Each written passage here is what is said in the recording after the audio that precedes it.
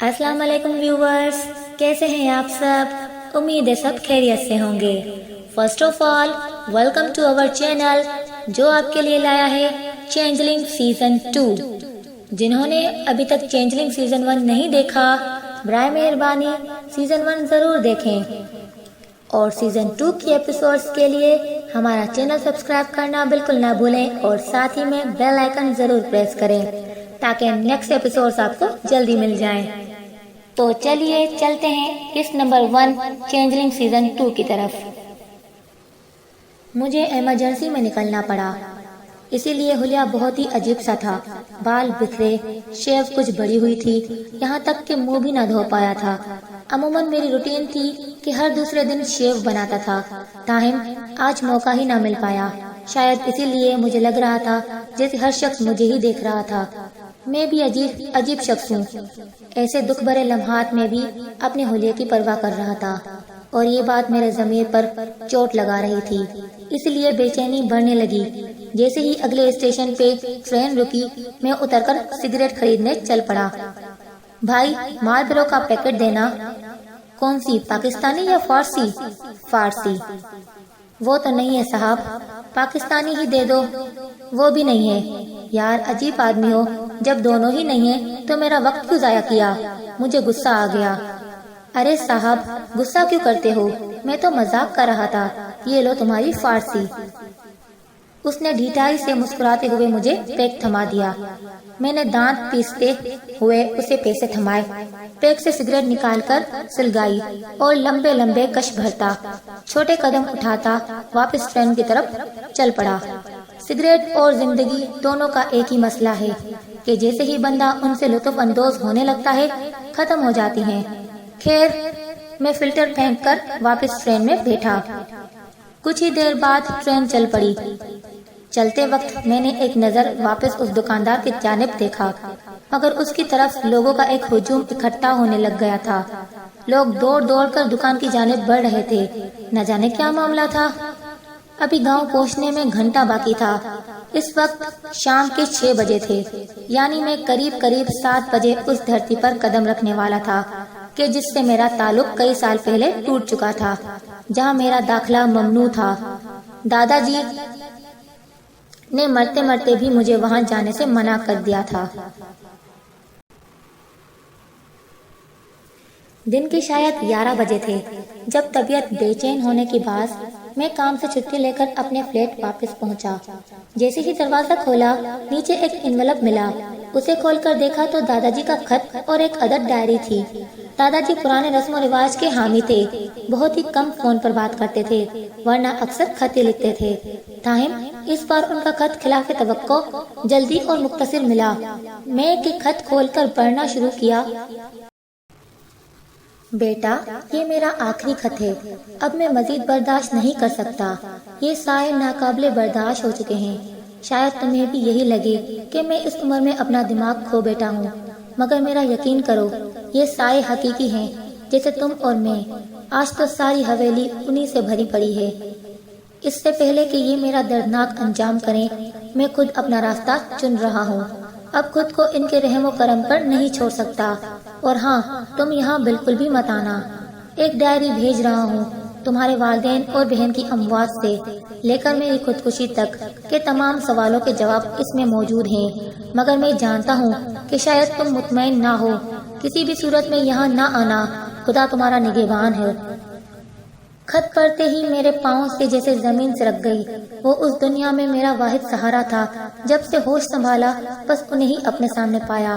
شعور پکڑتے ہی معلوم ہوا کہ میرے ماں باپ اور ایک بڑی بہن کی فوتگی ہو چکی تھی۔ دادا جی کہتے تھے کہ ان کی موت ایک خوفناک ایکسیڈنٹ میں ہوئی، تاہم میں ایک معجزانہ طور پر بچ گیا۔ یہ کہانی کبھی بھی مجھے ہضم نہ ہوئی۔ جب بھی میرے والدین کی بات ہوتی، ان کا مشکوک لہجہ ہمیشہ میرا شک بڑھا دیتا۔ پھر مزید کچھ بڑا ہوا تو پتا چلا کہ میرا خاندان بنیادی طور پر ایک گاؤں سے تھا، جہاں ہماری ایک شاندار حویلی بھی تھی۔ والدین اور بہن کی فوتگی کے بعد دادا جی مجھے لے کر دور کے شہر آبس تھے۔ آخر انہوں نے ایک ایسا کیوں کیا تھا؟ اپنی زمینیں، جائیداد، گھر بار چھوڑ کر وہ شہر کیوں آبسے تھے؟ ایسے کئی سوالات میرے ذہن میں جنم لیتے رہتے تھے۔ لیکن دادا جی نے کبھی میرے سوالوں کا تسلی بخش جواب نہ دیا تھا۔ میں اسی امید کے سہارے رہا کہ کسی دن وہ خود مجھے حقیقت بتائیں گے، لیکن قسمت کو یہ منظور نہ تھا۔ وہ بغیر بتائے ہی چل بسے، اور ستم یہ کہ خودکشی کر لی تھی۔ کاش میں ان کے پاس ہوتا، کاش میں نے انہیں گاؤں جانے ہی نہ دیا ہوتا۔ اچھی طرح یاد ہے جب انہوں نے میرے کندھے پر ہاتھ رکھتے ہوئے کہا تھا، بس بیٹا، تو بڑا ہو گیا ہے، خود کو سنبھال سکتا ہے، اب اپنے دادا کو مت روک۔ کتنے سالوں سے میں اپنی مٹی، اپنے گھر سے دور ہوں، اب اور نہیں رہا جاتا، میں اپنے گاؤں میں ہی مرنا چاہتا ہوں۔ فکر نہ کر، جب تک زندگی ہے تیری طرف آتا رہوں گا۔ مگر دادا جی، اچھا پھر مجھے اجازت دیں کہ میں خود ہی آپ کی طرف چکر لگاتا رہوں۔ میری بات سنتے ہی دادا جی نے فوراً اپنی چھڑی اوپر اٹھائی، غصے کے عالم میں بولے، خبردار، آئندہ ایسا سوچنا بھی مت، کہا نا میں خود آؤں گا تو بس بات ختم۔ مگر پھر وہ نہ آئے، ان کے خط ہی آتے رہے، اور ہر خط میں مجھے محسوس ہوتا جیسے الفاظ ان کا ساتھ چھوڑتے جا رہے تھے۔ اور پھر یہ آخری اور مختصر خط، میں بھلا کیسے رکتا، کیسے نہ جاتا؟ ٹرین رک چکی تھی، میرا اسٹیشن آ چکا تھا، شام اپنے سائے پھیلا چکی تھی، اسٹیشن پہ خلاف توقع رش کم تھا۔ میں نے اترتے ہی ادھر ادھر دیکھا، ایک رکشے والا کھڑا نظر آیا۔ اس کے نزدیک پہنچ کر میں بولا، شاہ والی حویلی جانا ہے۔ دادا جی نے ایک بار بتایا تھا کہ ان کی حویلی شاہ والی حویلی کے نام سے مشہور تھی، پورے گاؤں میں، اسی لیے رکشے والے کے سامنے وہی نام لیا۔ اس نے حیران ہو کر مجھے اوپر سے نیچے دیکھا۔ آپ کون؟ میں بیٹا ہوں ان کا۔ یہ سنتے ہی وہ اچھل کر میری جانب بڑھا۔ چھوٹے شاہ، آپ آ گئے؟ میں حیران ہوا کہ وہ مجھے کیسے پہچانتا تھا۔ بڑے شاہ کو تو دفنایا جا چکا ہے، 2 دن پہلے وہ اس دنیا سے رخصت ہوئے۔ سب یہی سمجھ رہے تھے کہ آپ نہیں آئیں گے۔ آئیں، چلے میں آپ کو اپنے گھر لے جاتا ہوں، حویلی جانے کا کوئی فائدہ نہیں ہے۔ جلد بازی میں اس نے میرا ہاتھ پکڑا اور رکشے کی جانب بڑھا۔ تمہارے گھر کیوں؟ مجھے حویلی لے چلو۔ میری بات سنتے ہی اس کے قدم تھم گئے۔ کچھ دیر بے یقینی سے مجھے دیکھتا رہا، اور پھر حتمی لہجے میں بولا، ایسا نہ کرو چھوٹے شاہ جی، اس حویلی مت جاؤ، میں آپ کو ہرگز نہ جانے دوں گا۔ کیوں نہیں لے جاؤ گے؟ دیکھو میں پہلے ہی بہت پریشان ہوں، مزید تنگ مت کرو مجھے۔ چھوٹے شاہ جی، شاید آپ نہیں جانتے، وہ حویلی اب شاہ حویلی نہیں رہی، بلکہ موت کی حویلی کہلاتی ہے۔ وہ حویلی آپ کے پورے خاندان کی موت کی ذمہ دار ہے۔ وہ دکھی لہجے میں بولا، جو بھی ہے، میں ابھی ان بیتوکی باتوں کے موڈ میں نہیں ہوں۔ اگر لے کر چلنا ہے تو ٹھیک ہے، ورنہ میں خود ڈھونڈ لوں گا۔ یہ کہہ کر میں آگے بڑھا۔ وہ دوڑ کر میرے سامنے آ گیا، ہاتھ سے بیگ چھینا اور بولا، میری کیا مجال کہ حکم کے خلاف جاؤں، مگر آپ سے التجا ہے کہ اپنا فیصلہ بدل لو۔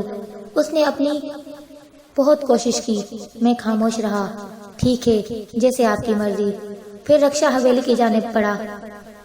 یہ ابھی تم نے کہا کہ حویلی میرے خاندان کی موت کی وجہ ہے، اس کا کیا مطلب ہے؟ میں اسے کریدنا چاہتا تھا۔ اس نے مڑ کر حیرانگی سے مجھے دیکھا۔ آپ کو نہیں معلوم؟ نہیں، معلوم تو ہے، مگر اتنا زیادہ نہیں۔ میں نے اس سے بات اگلوانے کے لیے جھوٹ بولا۔ بس چھوٹے شاہ جی، آپ کا خاندان اس گاؤں کے لیے رحمت تھا، مگر نہ جانے کس منحوس کی نظر لگ گئی اور سایہ پڑ گیا۔ پہلے آپ کی والدہ، پھر والد، اور آخر میں بڑی بہن، سبھی اس منحوس سائے کا شکار ہوئے۔ اس کے بعد بڑے شاہ جی آپ کو لے کر یہاں سے چلے گئے۔ میں اس وقت شعور پکڑ رہا تھا۔ لوگ کہتے تھے چھوٹے شاہ جی یعنی آپ کے والد پر کسی پری کا سایہ پڑ گیا تھا۔ جب انہوں نے ساتھ جانے سے منع کر دیا تو وہ انتقام پر اتر آئی۔ وہ تفصیل بتا رہا تھا، اگرچہ اس کی کہانی میرے لیے ناقابل یقین تھی، پھر بھی اس سے ایک بات تو واضح تھی کہ ان کی موت ایکسیڈنٹ میں بالکل نہیں ہوئی۔ مزید تسلی کے لیے میں نے اس سے پوچھا، تو سب کی موت اسی حویلی میں ہی ہوئی ہے؟ میرا مطلب وہ حویلی میں ہی تھے مرتے وقت؟ جی وہی تو تھے، کہہ تو رہا ہوں نہ کہ یہ حویلی ہی منحوس ہے۔ اب مزید کسی تصدیق کی ضرورت نہیں رہی تھی، کچھ تو ایسا تھا جو پردے کے پیچھے تھا۔ وہ اگر سچ کہہ رہا تھا تو پھر میں اور دادا جی کیوں چھوڑ دیے گئے؟ तभी मुझे उस डायरी का ख्याल आया। हवेली पहुंचकर डायरी पढ़ता हूँ, मैंने सोचा। रक्षा वाला मुझे हवेली से कुछ फासले पर छोड़ के जा चुका था। जाते हुए भी उसने मुझे अपना फैसला तब्दील करने को कहा। मैंने इनकार कर दिया। हैरानकुन बात थी कि हवेली के इर्द गिर्द कोई भी घर न था। चंद एक खंडर रात और खुश्क दरख्त थे। एक बड़ा लकड़ी का दरवाजा जिस पर दीमक लगी थी। एक दरवाजा जोरदार आवाज के साथ खुला। सामने एक वसी और अरीज सहन था जिस पर खुश्क घास के सिवा कुछ न था। बिल्कुल दरमियान में पुराने अंदाज के बने कमरे थे जिनके सामने एक बड़ा सा बरामदा था। बरामदे में पुराने तर्ज का बिजली का बोर्ड लगा था। बटन दबाया तो बल्ब जल उठा। शुक्र के बिजली थी। मैंने उधर ही खड़े होकर एक जायजा लिया। दाएं बाएं कमरों की 2 कतारें थीं जिनके दरमियान एक गैलरी थी। अजीब सा नक्शा था, या फिर शायद हवेली की प्रासरियत थी जो अजीब थी। तभी गैलरी से एक अजीब उम्र शख्स बरामद हुआ। मैं थोड़ी देर के लिए डरा। कौन हो? उसने ऊपर से नीचे मुझे देखते हुए कहा। शायान, मौजम अली शाह का पोता। मेरे जवाब पर उसके चेहरे पर हैरानगी के तासरात नुमाया थे, जैसे वो सकते थे कि आलिम में उसके इल्म में ही ना था। आप कौन? खामोशी कायम रही तो मैंने पूछ ही लिया। मैं फयाज, उस हवेली का नौकर। छोटे शाह, आपको तो मना किया गया था यहाँ आने से। वो सपाट लहजे में बोला। मैं बार बार एक ही बात का जवाब देकर इकता चुका था। आखिर ऐसी क्या वजह थी कि हर अपनों से लेकर बेगानों तक हर इंसान मुझे वहाँ आने से रोकने पर तुला हुआ था? जी मगर मैं आ गया हूँ, कल चले जाएंगे। अजीब नौकर था। मालिक को इज्जत और एहतराम से बिठाने की बजाय उल्टा उसी के घर से निकालने पर तुला हुआ था। मुझे दादाजी की कब्र पर जाना है अभी। मैंने बात तब्दील की। उसने खामोशी से मेरा बैग पकड़कर अंदर रख दिया और मुझे हवेली के पीछे ले गया। वहाँ 4 कब्रें मौजूद थीं, 3 पुरानी और एक नई। फयाज मुझे एक कमरे में ले गया जो निस्बतन बेहतर हालत में था। साफ सुथरा बेड, सफेदी की हुई और एक नया स्लैंग फैन। मौसम अच्छा था, हल्की हल्की खंगी थी। ये बड़े साहब का कमरा था। आप इधर ही रहें, मैं आपके लिए खाना लाता हूँ। वो चला गया। मैंने बेड पर लेटते हुए डायरी उठाई जो दादाजी ने मुझे भेजी थी। मैंने ऐसे ही दरमियान से खोली और एक पैरा पढ़ना शुरू किया। वो वाकई बदल चुकी है। उसका उठना बैठना, बोलने का लहजा कुछ भी वो नहीं जिसके हम आदी थे। रात के 2 बजे हैं। मैं बरामदे में बैठा डायरी लिख रहा हूँ। उसके कमरे से मुसलसल आवाजें आ रही हैं। वो किसी के साथ झगड़ रही है, मगर किसके साथ? उसके साथ कमरे में और कोई भी नहीं। पिछली 3 रातों से वो ऐसा ही कर रही है। तभी फयाज हाथ में एक पुरानी ट्रे उठाए अंदर दाखिल हुआ। शाहजी दिन का सालन और रोटियां पड़ी हुई थी, वहीं गरम करके लाया हूँ। मैंने इस बात से सर हिलाया। किसी चीज की जरूरत हो तो आवाज लगा दीजिएगा। वो ये कहकर बाहर चला गया। मैंने ट्रे उठाकर अपने सामने की, थोड़ा बहुत खाना खाया और फिर डायरी उठा ली। इस बार शुरू का सफा खोला। सामने ही मार्कर से लिखा था, आलियान कियानी। सो व्यूवर्स, सीजन 2 चेंजलिंग आपको कैसी लग रही है? कमेंट सेशन में हमें जरूर बताइएगा। अपनी राय से आगाह हमें जरूर कीजिएगा और फर्दर मोर एपिसोड्स के लिए हमारा चैनल सब्सक्राइब करना ना भूलिएगा और बेल आइकन को जरूर प्रेस कीजिएगा। तो चेंजलिंग की एपिसोड 2 देखने के लिए हमारे साथ रहिए और जुड़े रहिए हमसे। तब तक के लिए अपना ख्याल रखिएगा। अल्लाह हाफिज। चेंजलिंग सीजन 2 किस नंबर 2। अस्सलाम वालेकुम viewers, welcome back to our YouTube channel. उम्मीद है कि सब ठीक ठाक होंगे और बहुत खुश होंगे। अगर आपने चेंजलिंग सीज़न 2 की किस नंबर 1 नहीं देखी तो चाहे डिस्क्रिप्शन में उसका लिंक मौजूद है। किस नंबर 1 देखे तो चलिए। चेंजलिंग सीज़न 2 किस नंबर 2। ज़ीशान हैदर। आलियान कियानी।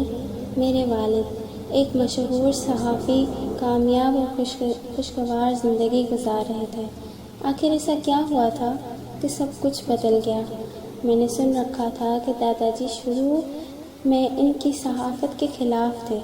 وہ چاہتے تھے کہ بابا زمینوں پر توجہ دیں، مگر جب انہوں نے اپنا ایک مقام بنا لیا تو دادا جی نے ضد چھوڑ دی۔ پھر کیا ہوا ایسا؟ میں سوچوں میں غلط تھا۔ تبھی میری نظر الماری کے اوپر پڑے البم پر پڑی۔ میں نے ڈائری ایک طرف رکھی اور اس البم کو اٹھا لیا۔ اس میں تصویریں تھیں، بابا کی جوانی سے لے کر میرے بچپن تک کی۔ میں نے دلچسپی سے ان تصویروں کو دیکھنے لگا۔ جب آخری چند تصاویر پر پہنچا تو کچھ عجیب سا لگا۔ میں نے بار بار ان تصاویر کو پلٹ کر دیکھا۔ کافی غور کرنے کے بعد ایک عجیب بات سامنے آئی۔ ان تمام تصاویر میں روشنی، یعنی میری بہن کے پیچھے ایک مدھم سایہ نظر آ رہا تھا۔ روشنی جس طرف بھی ہوتی، سایہ اسی طرف ہو جاتا۔ میں نے حیرانگی کے عالم میں البم ایک طرف رکھا اور ڈائری اٹھا لی۔ یہ میری کہانی ہے۔ حقیقی کہانی میں نے بہروز کی کہانی غور کی، اسے لوگوں تک پہنچایا۔ کچھ نے یقین کیا، کچھ نے نہیں۔ کچھ نے کہا یہ محض کسی ہالی ووڈ ہارر مووی کی کاپی ہے۔ اسی کہانی کے لکھنے کا مقصد لوگوں کو خبردار کرنا ہے۔ اس سے پہلے میں چینجلنگ کو نہیں جانتا تھا۔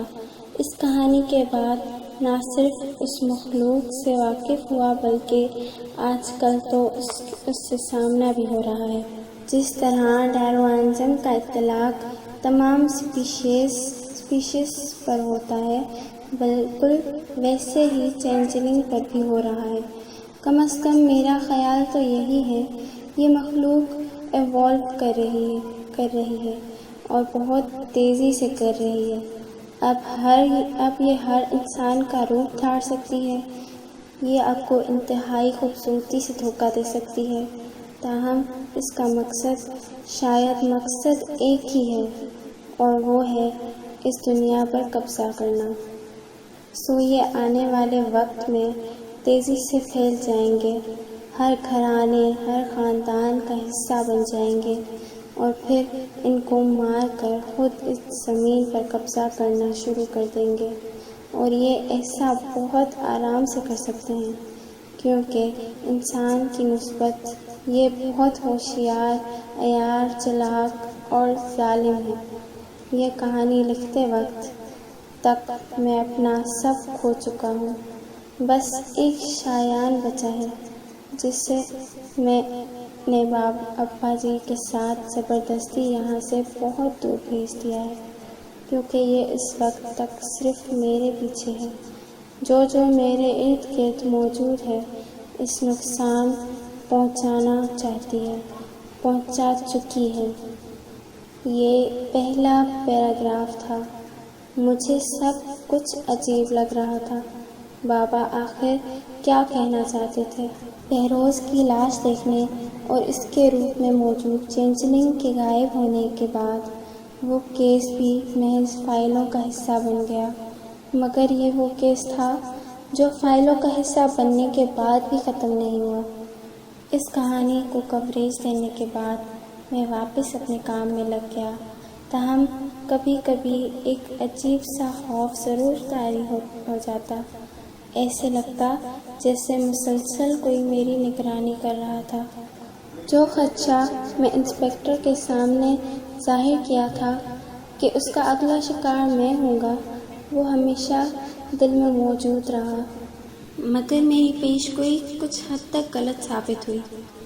میں تو شکار تھا ہی، مگر مجھ سے پہلے ایک اور شخص اس کے ہاتھوں مارا گیا، وہ نوجوان انسپکٹر۔ اس کیس کو ٹھپ ہوئے 4 ماہ گزر چکے تھے جب مجھے اس انسپکٹر کا فون آیا۔ وہ کافی پریشان تھا۔ اس نے کہا، کیانی صاحب، میرے ساتھ عجیب و غریب واقعات پیش آ رہے ہیں۔ میں نے پوچھا، کیسے واقعات؟ آپ آج شام میں مجھے مل سکتے ہیں؟ ہم نے ملاقات کے لیے ایک وقت اور جگہ کا تعین کیا اور شام کو ایک دوسرے کے آمنے سامنے تھے۔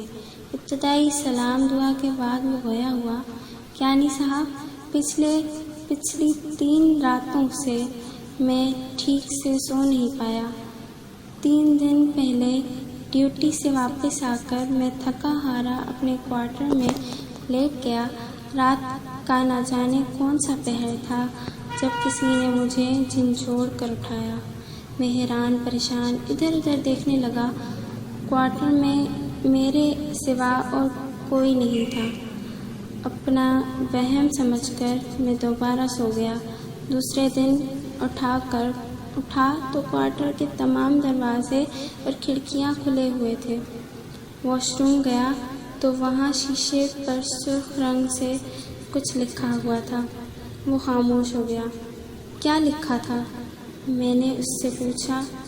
मुबारक हो, आप जहन्नुम में आ चुके हैं। इंस्पेक्टर ने मेरी तरफ देखते हुए कहा। इसका क्या मतलब हुआ? मैंने हैरान होकर पूछा।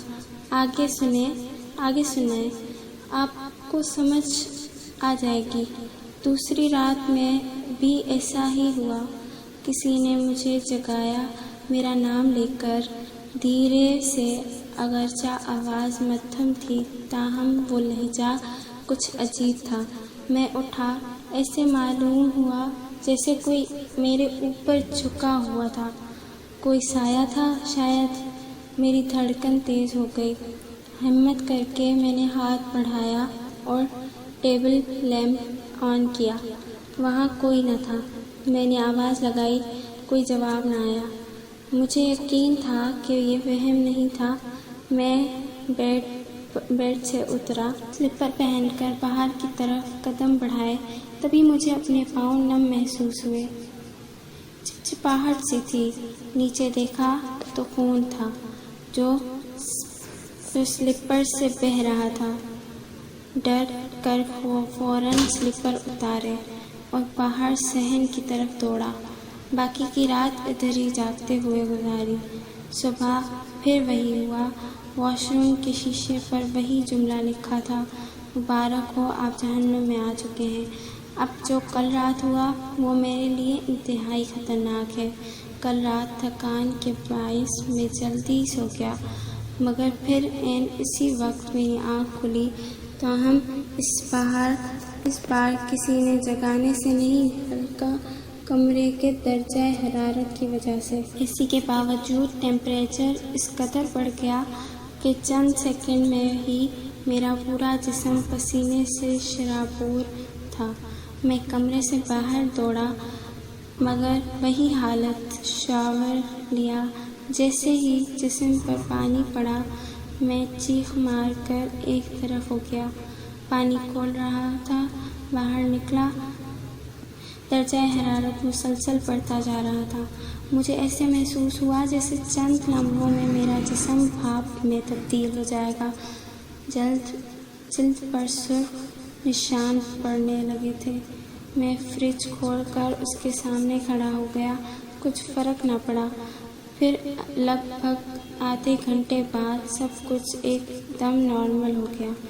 सुबह उठा तो मेरी जिल्द पर निशान पड़े थे। उसने अपनी आस्तीन चढ़ाकर बाजू मेरे सामने किया, जिस पर जगह जगह सुर्ख उबले पड़े हुए थे। शायद अब आप इस जुमले का मतलब समझ चुके होंगे।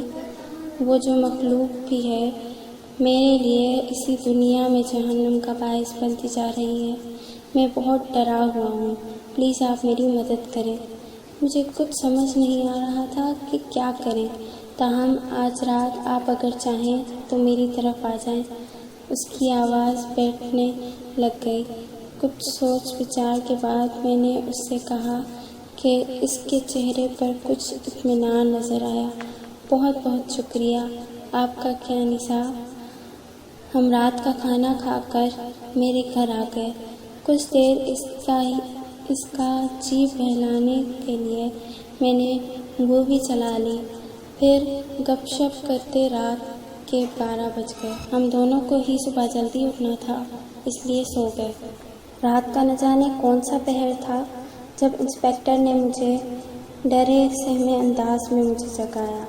क्यानी साहब उठें, मेरी हालत ख़राब है।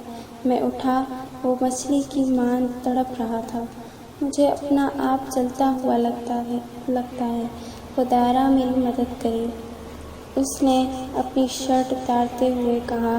اس کی حالت دیکھ کر میرے اپنے حواس جواب دینے لگے۔ جس طرح پانی ابلتا بالکل ویسے ہی اس کی جلد ابل رہی تھی۔ خود مجھے ایسے لگا جیسے چند لمحوں میں اس کی جلد بھاپ بننے والی تھی۔ میں نے لاکھ جتن کیے، یہاں تک کہ فریج کے تمام برف نکال کر اس کے جسم پر رکھ دی، کچھ نہ ہوا۔ پھر جو میری آنکھوں نے دیکھا وہ شاید کبھی کسی نے نہ دیکھا ہو۔ میری نظروں کے سامنے اس کی جلد ایواپوریٹ کر گئی، اس کے جسم پر محض گوشت کے لوتھڑے باقی تھے۔ وہ بری طرح چیخ رہا تھا، اپنا سر دیواروں سے ٹکرا رہا تھا۔ میں اس کی حالت دیکھ کر محض بے بس کی تصویر بنا تھا۔ تبھی مجھے خیال آیا کہ ایمرجنسی کال کروں، مگر شاید تب تک بہت دیر ہو چکی تھی۔ اگلے چند منٹوں بعد ہی انسپکٹر جگہ میں میرے سامنے جلا ہوا جسم پڑا تھا، جو کوئلے ہو چکا تھا۔ پھر کافی عرصہ وہ کیس چلتا رہا۔ انسپکٹر کی موت میرے گھر میں ہوئی تھی، اس لیے شک کے دائرے میں تھا، تاہم کچھ میری سچائی اور کچھ اثر کے باعث مجھے شک کے دائرے سے نکال دیا گیا۔ ایک بات تو میں لکھنا ہی بھول گیا۔ دوسری صبح میرے گھر کے ہر شیشے پر سرخ رنگ سے لکھا تھا، مبارک ہو آپ جہنم میں آ چکے ہیں۔ انسپکٹر کی موت میرے گھر میں ہوئی تھی، شاید میرے لیے وارننگ تھی اور میں سمجھ چکا تھا۔ تبھی مجھے سرسراہٹ کی آواز سنائی دی، جیسے باہر گیلری سے طوفانی ہوا کا ایک جھونکا گزرا ہو۔ دروازے کھڑکیاں بری طرح بج رہے تھے۔ میں نے سمجھا باہر موسم خراب ہے، اس لیے ڈائری بند کر کے باہر کی جانب دوڑا، مگر مطلع بالکل صاف تھا، الٹا موسم زردہ ہو رہا تھا۔ حیران پریشان میں واپس کمرے کی جانب لوٹا۔ عجیب بات تھی کہ باقی تمام کھڑکیاں اور دروازے ساکن تھے، سوائے میرے کمرے کے۔ میں دل مضبوط کرتے ہوئے واپس کمرے میں چلا گیا۔ سفر کی تھکن کے باعث مجھے جلد ہی نیند آ گئی۔ صبح میری آنکھ شور کی وجہ سے کھلی۔ باہر دیکھا تو فیاض کسی سے بات کر رہا تھا۔ اس شخص کی پیٹھ میری جانب تھی۔ میں آہستہ آہستہ قدم اٹھاتا اس کی جانب بڑھتا، تبھی مجھے پیچھے سے دھچکا لگا۔ ڈر کر میں نے پیچھے دیکھا تو حیران رہ گیا، وہ مہدی تھا۔ تم یہاں کیسے؟ ابے اپنا موبائل تو چیک کر، کتنی بار کالز کی تمہیں؟ ہم کل رات ہی روانہ ہوئے تھے۔ یہ تو شکر کہ تمہارے گاؤں کا نام پتہ معلوم تھا۔ اور حویلی تک کیسے پہنچے؟ دادا جی کا نام لے کر۔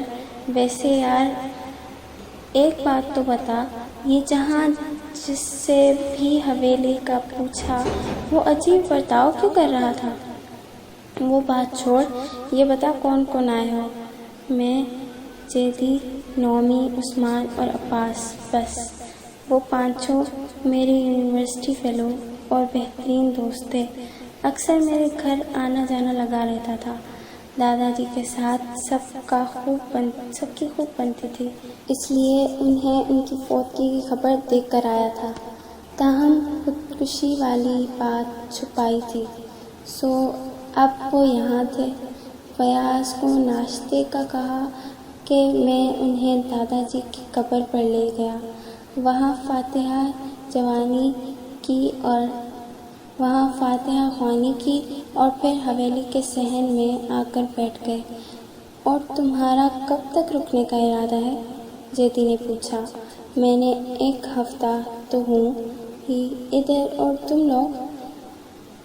ہم بھی 2-1 دن رکنے کا پروگرام بنا کر آئے ہیں، مہدی بولا۔ وہ سارا دن گاؤں گھومنے میں لگ گیا۔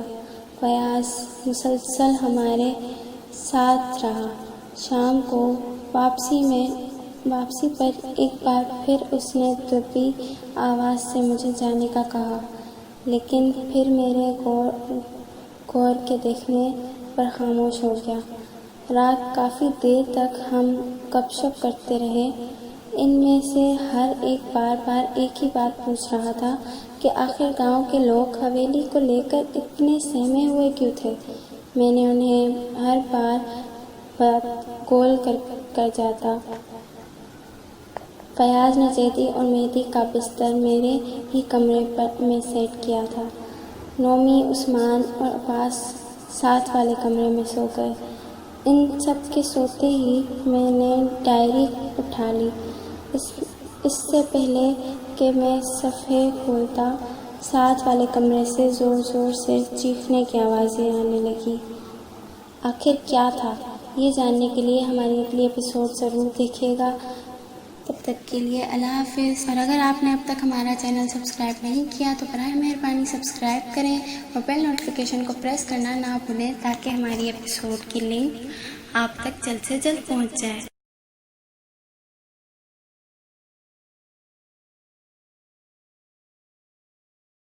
ہیلو ویورز، السلام علیکم، کیسے ہیں آپ سب؟ امید ہے سب خیریت سے ہوں گے۔ اور again welcome to our YouTube channel. جیسا کہ آپ سب کو پتا ہے کہ ابھی ہماری اسٹوری چل رہی ہے چینجلنگ کی، وہ بھی سیزن 2۔ سو جن نے ایپیسوڈ 1 اور ایپیسوڈ 2 ابھی تک نہیں دیکھی ہے تو ہماری ڈسکرپشن میں ان کی لنکس موجود ہے، آپ وہاں سے دیکھ سکتے ہیں۔ تو بنا وقت ضائع کیے آئیے چلتے ہیں ایپیسوڈ نمبر 3 چینجلنگ کی طرف۔ میں نے جیدی اور مہدی کی جانب دیکھا، وہ گھوڑے بیچ کر سو رہے تھے۔ چیخ کی آواز رک چکی تھی۔ میں اسے اگنور کر کے ایک بار پھر ڈائری کی طرف متوجہ ہوا۔ جیسے ہی میں نے ورق پر نظر دوڑائی، ایک بار پھر ویسی ہی چیخ سنائی دی۔ میں نے ڈائری ایک طرف رکھی اور تیز قدموں باہر کی جانب بڑھا۔ دروازہ اندر سے بند تھا۔ میں تھوڑی دیر دروازے کے سامنے ہی رک کر کسی قسم کے شور کا انتظار کرنے لگا، مگر کچھ بھی نہ ہوا۔ پھر مجھے لگا کہ یہ چیخ کہیں باہر سے نہ ہو، اس لیے میں حویلی کے صحن میں آ گیا۔ وہاں ہاتھوں میں ٹارچ لیے فیاض ادھر ادھر نظریں دوڑا رہا تھا۔ کیا ہوا فیاض؟ میں نے پوچھا۔ گاؤں میں بھیڑیوں کا جھنڈ ہے، بعض اوقات 2-1 حویلی کی دیواریں پھیلانگ کر اندر آ جاتے ہیں۔ ابھی بھی ایسا ہی ہوا، مگر بے فکر رہیں، میں نے بھگا دیا ہے انہیں۔ فیاض اطمینان سے بولا۔ تو یہ آوازیں بھی اسی وجہ سے تھیں؟ جی، ان کو دوڑانے کے لیے میں نے لگن تھی، وہ بولا۔ اس کی بات سن کر میں نے سکون کا سانس لیا اور اندر چلا آیا۔ دوبارہ ڈائری اٹھائی اور وہیں سے پڑھنا شروع کیا۔ مجھے تب یقین ہو چکا تھا کہ میرا خدشہ ٹھیک تھا۔ ہر دن اس کا خوف بڑھتا جا رہا تھا۔ میرے گھر شبیر نامی ایک بوڑھا ملازم بھی رہتا تھا۔ اس کا کمرہ عقبی جانب تھا۔ وہ کھانا بنانے سمیت گھر کے تمام کام انتہائی مہارت سے کرتا تھا۔ ایک رات شبیر کے کمرے سے چیخنے کی آواز آئی۔ میں دوڑ کر اس جانب گیا۔ شبیر پسینے میں شراب اور کمرے کے باہر موجود تھا۔ کیا ہوا شبیر؟ میں نے پوچھا۔ سر، کمرے کے اندر بھیڑیا تھا۔ میں جیسے ہی اندر داخل ہوا وہ سامنے موجود تھا۔ شبیر اگرچہ خوفزدہ تھا مگر اپنے لہجے سے ظاہر نہیں کرنا چاہتا تھا۔ کیا کہہ رہے ہو شبیر؟ یہاں بھیڑیے کہاں سے آ گئے اور وہ بھی تمہارے کمرے میں؟ میں حیران ہوا۔ سر، مجھے بھی یقین نہیں آتا۔ اگر میں اپنے ہوش آواز میں ہوں اور اسے نہ دیکھتا تو میں بالکل بھی یہ نہ کہتا۔ آج تک شبیر نے کبھی ایسی کوئی بات نہ کی تھی جس سے اس کے توہم پر ہونے کا شبہ ہو۔ میں تذبذب کا شکار ہو گیا۔ چلو اندر دیکھ لیتے ہیں۔ میں کمرے کی جانب بڑھا۔ سر، کھڑکی سے جھانک لیں۔ میں نے اسباب سے سر ہلایا اور کھڑکی سے جھانکا۔ کمرہ خالی تھا۔ پھر شبیر کی طرف دیکھتے ہوئے میں کمرے کے اندر داخل ہو گیا۔ اندر آ جاؤ، کچھ بھی نہیں ہے۔ اور پھر یہ واقعہ 3 راتیں مسلسل ہوتا رہا۔ شبیر قسمیں اٹھاتا کہ اسے وہ بھیڑیا نظر آتا ہے، مگر میں جب بھی اندر جاتا کچھ بھی نہ ہوتا۔ شبیر کے مطابق وہ کافی بڑی جسامت کا خونخوار جانور تھا۔ جب بھی اس کی نظریں شبیر سے ملتی وہ اپنے خنجر سے نوکیلے دانت باہر نکال لیتا۔ وہ 4تھی رات تھی۔ معمول کے مطابق شبیر کو بھیڑیا نظر آیا، تاہم میرے تسلی دینے پر وہ کمرے میں چلا گیا۔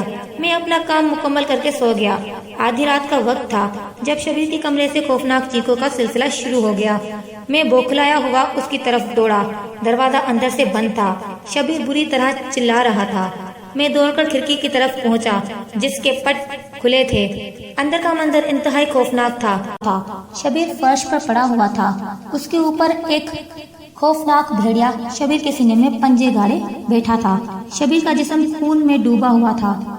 وہ بے بسی کے عالم میں ادھر ادھر ہاتھ مارنے کی کوشش کرتا مگر اس طاقتور درندے کے آگے اس کی ایک نہ چلتی۔ میں ہسٹریائی انداز میں دوبارہ دروازے کی جانب دوڑا۔ کافی کوشش کی اسے توڑنے کی مگر کچھ نہ ہوا۔ پھر دوڑ کر کھڑکی کی طرف آیا۔ اندر سے چیخوں کا سلسلہ مدھم ہو چکا تھا۔ میں نے دھڑکتے دل سے اندر جھانکا۔ شبیر کا پیٹ چاک تھا، انتڑیاں باہر ہو چکی تھی، اس کا جسم جھٹکے لے رہا تھا۔ وہ بھیڑیا اس کے گرد چکر لگا رہا تھا۔ تبھی اس کی نظر مجھ پر پڑی۔ اس کی آنکھیں اس کے بالوں کی مانند سیاہ تھیں۔ کچھ لمحے میری طرف دیکھنے کے بعد وہ شبیر کے سر کی جانب بڑھا، اپنا بھاری بھرکم پنجہ فضا میں اٹھایا اور اگلے ہی لمحے شبیر کی کھوپڑی میں گاڑ دیا۔ دوسری بار اس شبیر کی گردن پر وار کیا۔ شاہ رک گئی تھی، خون فوارے کی صورت میں بہنے لگا۔ اس کا بوڑھا جسم بے سدھ ہو چکا تھا۔ میں کم از کم آدھا گھنٹہ سکتے کے عالم میں کھڑا تھا۔ وہ بھیڑیا غائب ہو چکا تھا۔ جیسے ہی میرا حواس کچھ بحال ہوا، میں نے شبیر کی لاش ٹھکانے لگانے کا سوچا۔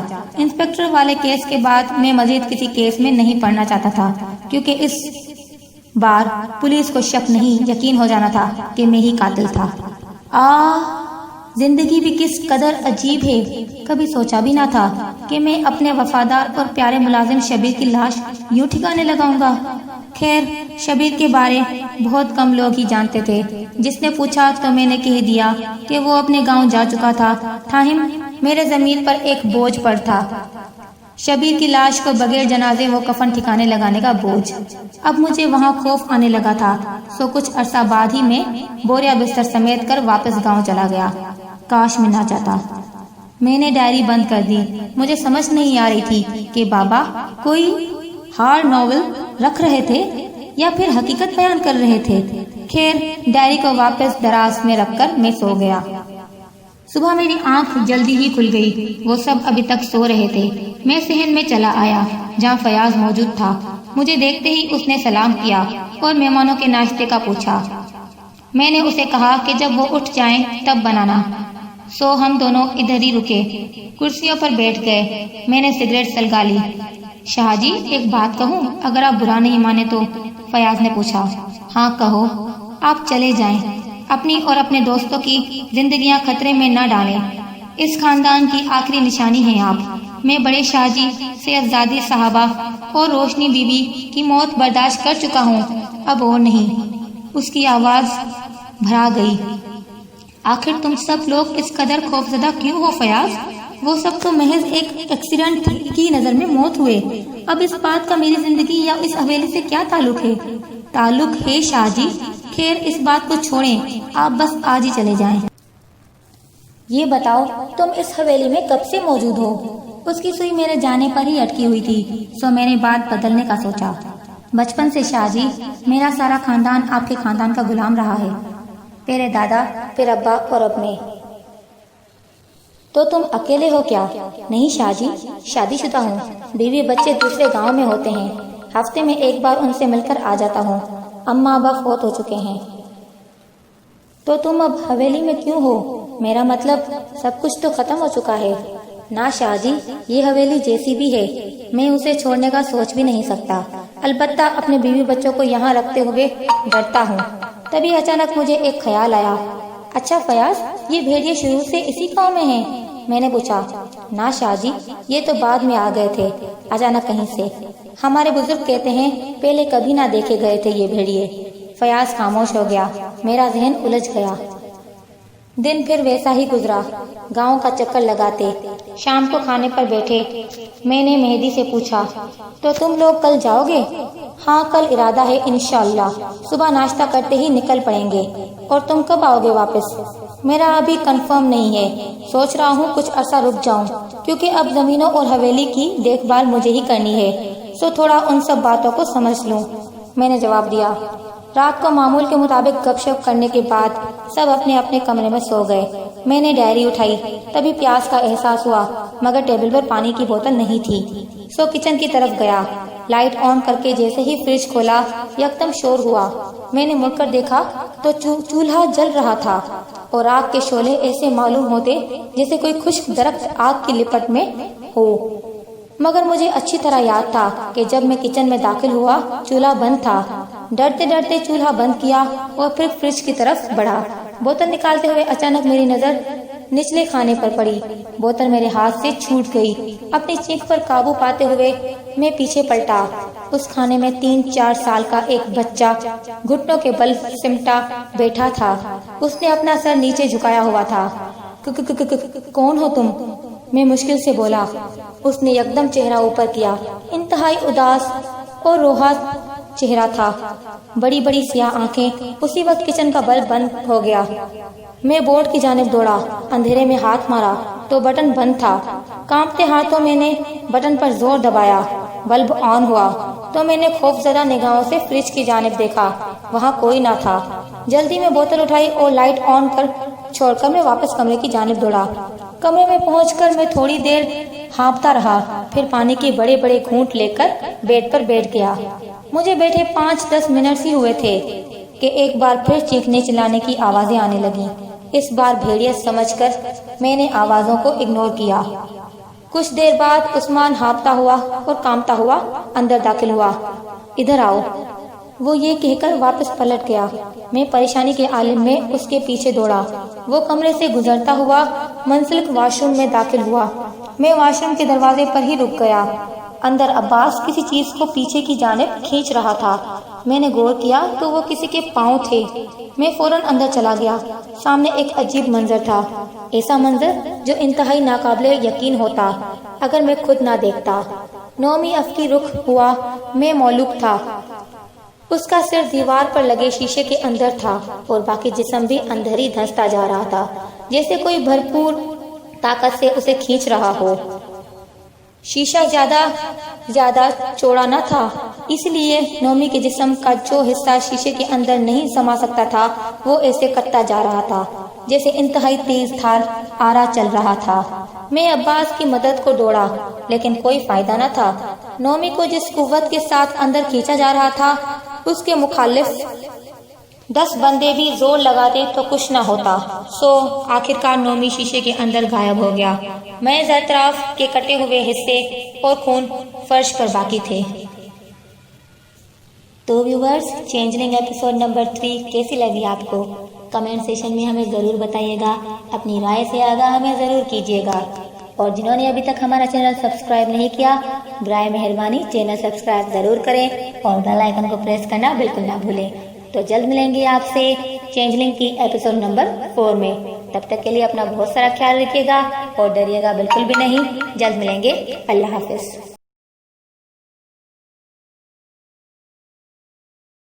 ہیلو ویورز، السلام علیکم، کیسے ہیں آپ سب؟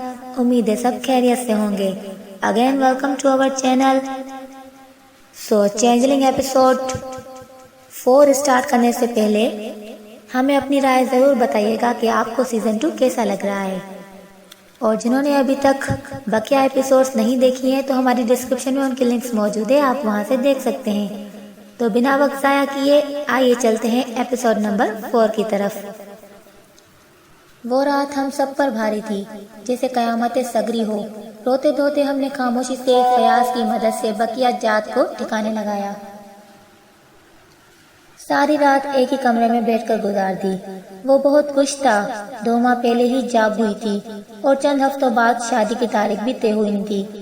عباس بولا، اس نے جاب کے لیے بہت ہاتھ پاؤں مارے تھے۔ میں نے کہا تھا کہ بابا کی سفارش کروانے کا، کہتا تھا کہ جس نے ملازمت دینی ہے وہ میرٹ پر دے، احسان لگا کر نہیں۔ مہدی نے سرخ آنکھوں سے مجھے دیکھتے ہوئے کہا، مگر یہ تھا کیا؟ ایسا کیوں ہوا؟ یہ عثمان تھا۔ کہیں تم ہم سے کچھ چھپا تو نہیں رہے؟ جیدی نے مجھے دیکھا۔ میں خاموش رہا۔ چپ کیوں ہو؟ تمہاری چپ بتا رہی ہے کہ کوئی بات ضرور ہے۔ عثمان کی نظریں بھی مجھ پر تھیں۔ ہاں، میں نے 1-2 باتیں چھپائی ضرور ہیں، مگر یہ جو آج ہوا ہے اس کا تو مجھے دور تک کوئی بھی اندازہ نہ تھا۔ میں تو خود اسی گتھی کو سلجھانے کی کوشش کر رہا ہوں۔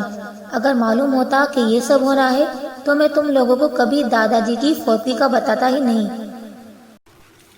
میں نے نیچے دیکھتے ہوئے کہا، کیا باتیں، کیسی گتھی؟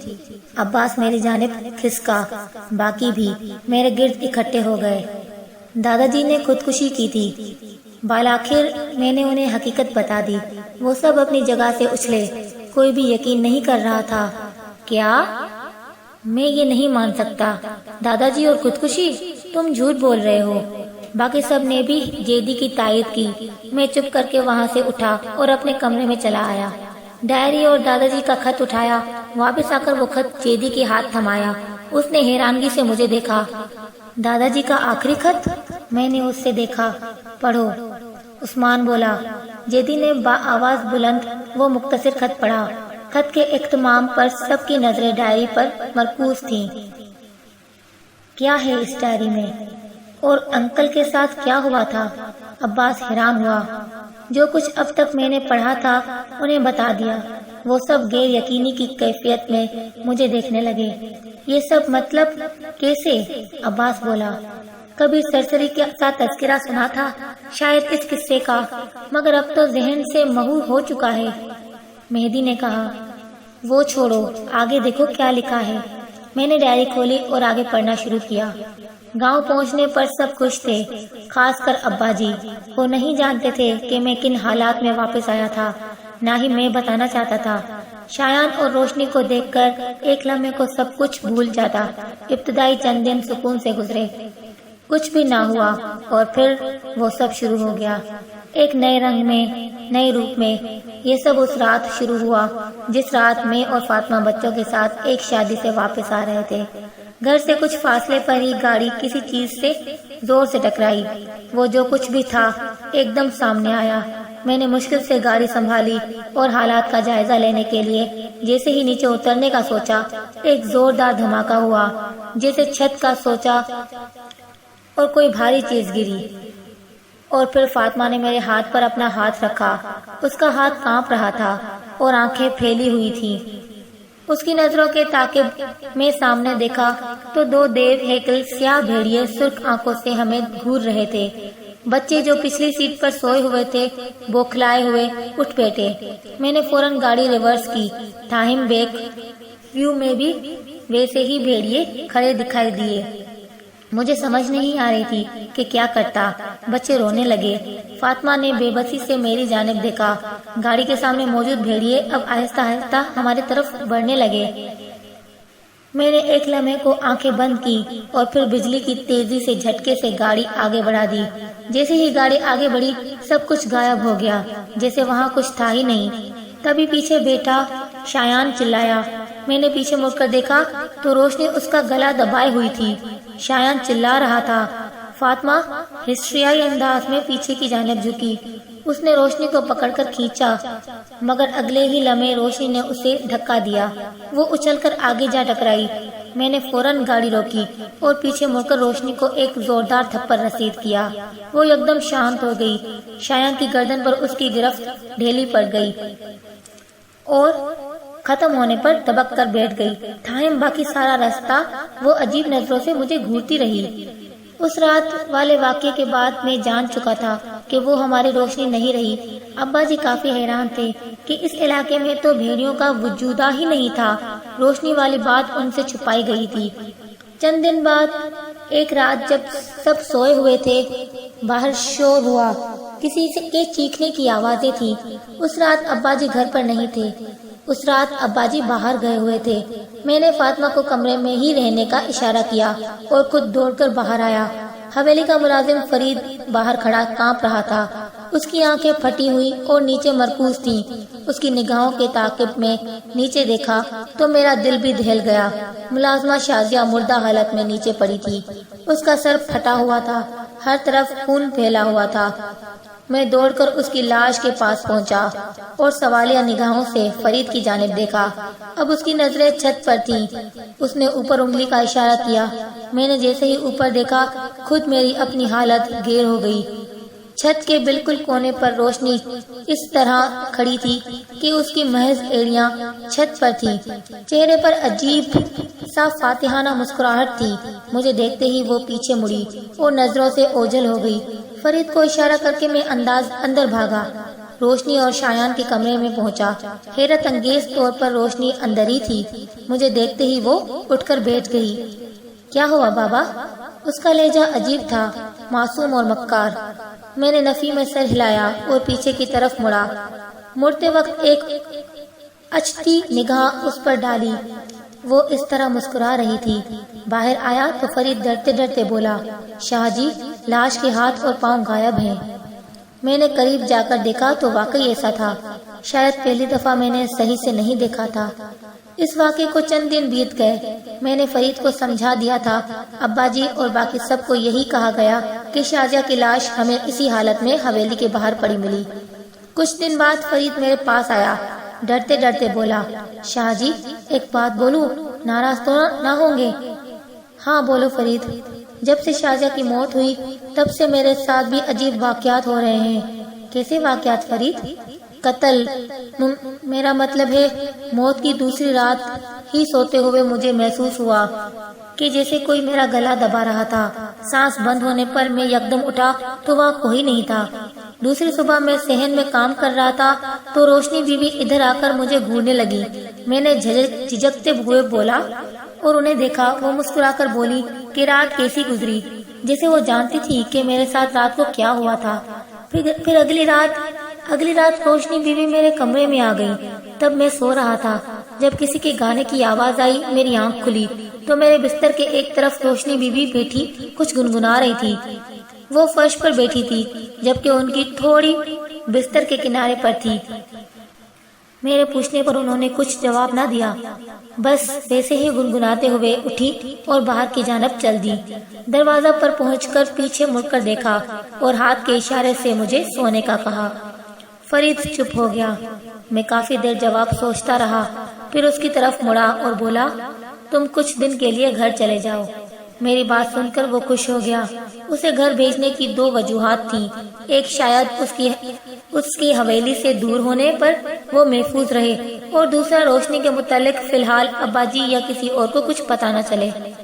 اس جگہ پہنچ کر میں نے رک کر ان سب کی جانب دیکھا۔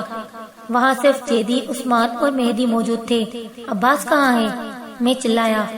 سب نے حیران ہو کر ادھر ادھر دیکھا۔ عباس واقعی غائب تھا۔ کہیں کچن میں پانی لینے تو نہیں گیا؟ ہیدی بولا۔ میں اٹھ کر کھڑا ہوا۔ ہمیں اس کے پیچھے جانا چاہیے۔ باقی سب بھی میرے پیچھے باہر چل پڑے۔ سب سے پہلے ہم نے کچن میں دیکھا، وہاں کوئی نہ تھا۔ پھر صحن میں پہنچ کر ہم نے اسے آوازیں دینا شروع کر دی۔ شور سن کر فیاض بھی وہاں پہنچ گیا۔ کیا ہوا شاہ جی؟ اس نے پوچھا۔ یار، عباس غائب ہے، میں پریشانی کے عالم میں بولا۔ آپ لوگ حویلی کے اندر دیکھیں، میں باہر چیک کر کے آتا ہوں۔ اپنی ٹارچ سنبھالتے ہوئے وہ باہر کی جانب دوڑا۔ ہم نے حویلی کے اندر چکر لگانے شروع کر دیے۔ کچھ دیر بعد ہی فیاض دوڑتا ہوا آیا۔ شاہ جی باہر آئیں۔ ہم سب باولوں کی طرح اس کے پیچھے باہر بھاگے۔ ایک جگہ رک کر اس نے ایک درخت کی جانب اشارہ کیا۔ اس طرف دیکھ کر ہم سب کے پاؤں تلے زمین نکل گئی۔ عباس الٹا درخت کے ساتھ لٹکا ہوا تھا۔ اس کے منہ اور گلے سے خون بہہ رہا تھا۔ فیاض اس کے قریب ہی کھڑا تھا۔ شاہ جی، زبان غائب اور گلا کٹا ہوا ہے، پیٹ بھی چاک ہے، وہ بولا۔ قصہ مختصر، ہم نے عباس کی لاش بھی ٹھکانے لگا دی۔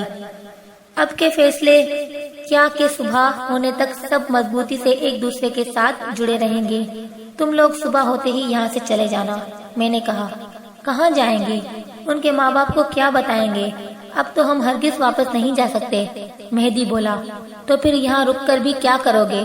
میں چلایا۔ وہی کریں گے جو تم کرو گے، مریں گے تو سب بھی مریں گے، عثمان بولا۔ جیدی خاموش رہا۔ سب نے اس کی جانب دیکھا، تاہم اس کی نظریں فیاض پر تھیں۔ تو ویورز، چینجلنگ ایپیسوڈ 4 آپ کو کیسی لگی؟ کمنٹ سیکشن میں ہمیں ضرور بتائیے گا، اپنی رائے سے آگاہ ہمیں ضرور کیجیے گا، اور آگے جاننے کے لیے کہ چینجلنگ سٹوری سیزن 2 میں کیا ہوا، ہمارا چینل سبسکرائب ضرور کیجیے گا اور بیل آئیکن کو پریس کرنا بالکل نہ بھولیے گا تاکہ نیکسٹ ایپیسوڈ کی لنک آپ کو جلدی مل جائے۔ تو جلد ملیں گے ایپیسوڈ 5 میں. تب تک کے لیے اپنا بہت خیال رکھیے گا. اللہ حافظ.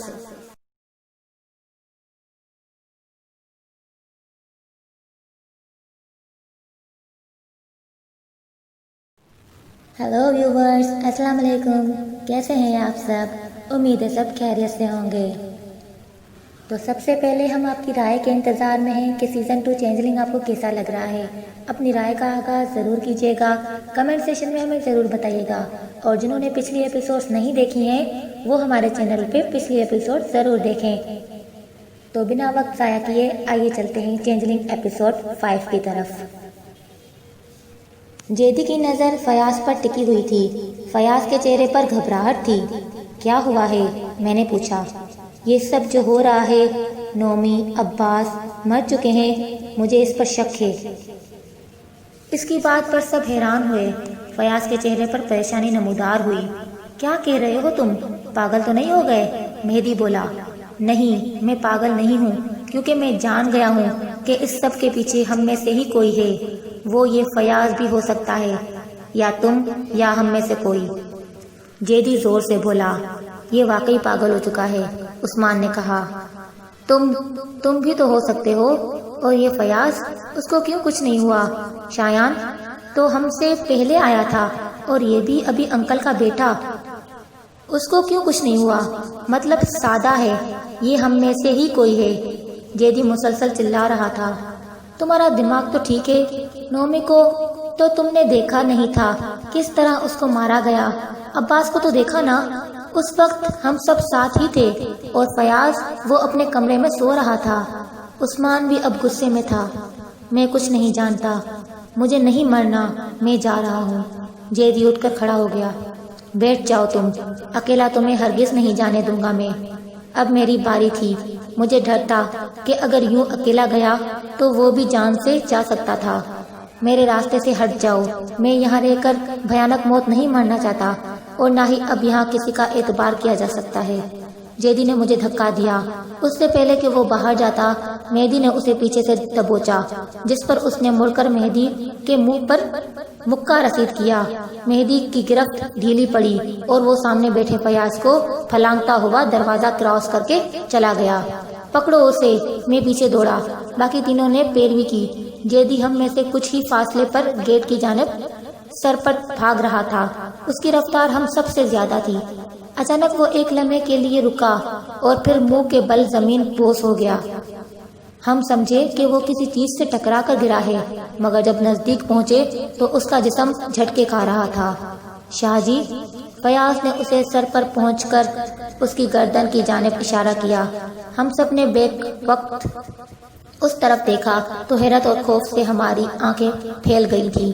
اس کی گردن میں پیچھے کی جانب سے ایک تیز دھار خنجر پیوست تھا. وہ خنجر عین نشانے پر لگا تھا، جیسے کسی ماہر نشانے باز نے چھت پر کھڑے ہو کر پھینکا ہو. چھت پر؟ مہدی کی آواز خوف سے بیٹھ گئی تھی. میں نے اسے اس کی نظروں کا تعاقب کرتے ہوئے چھت پر دیکھا. وہاں کوئی نہیں تھا. چھت پر کیا؟ میں نے اس سے پوچھا.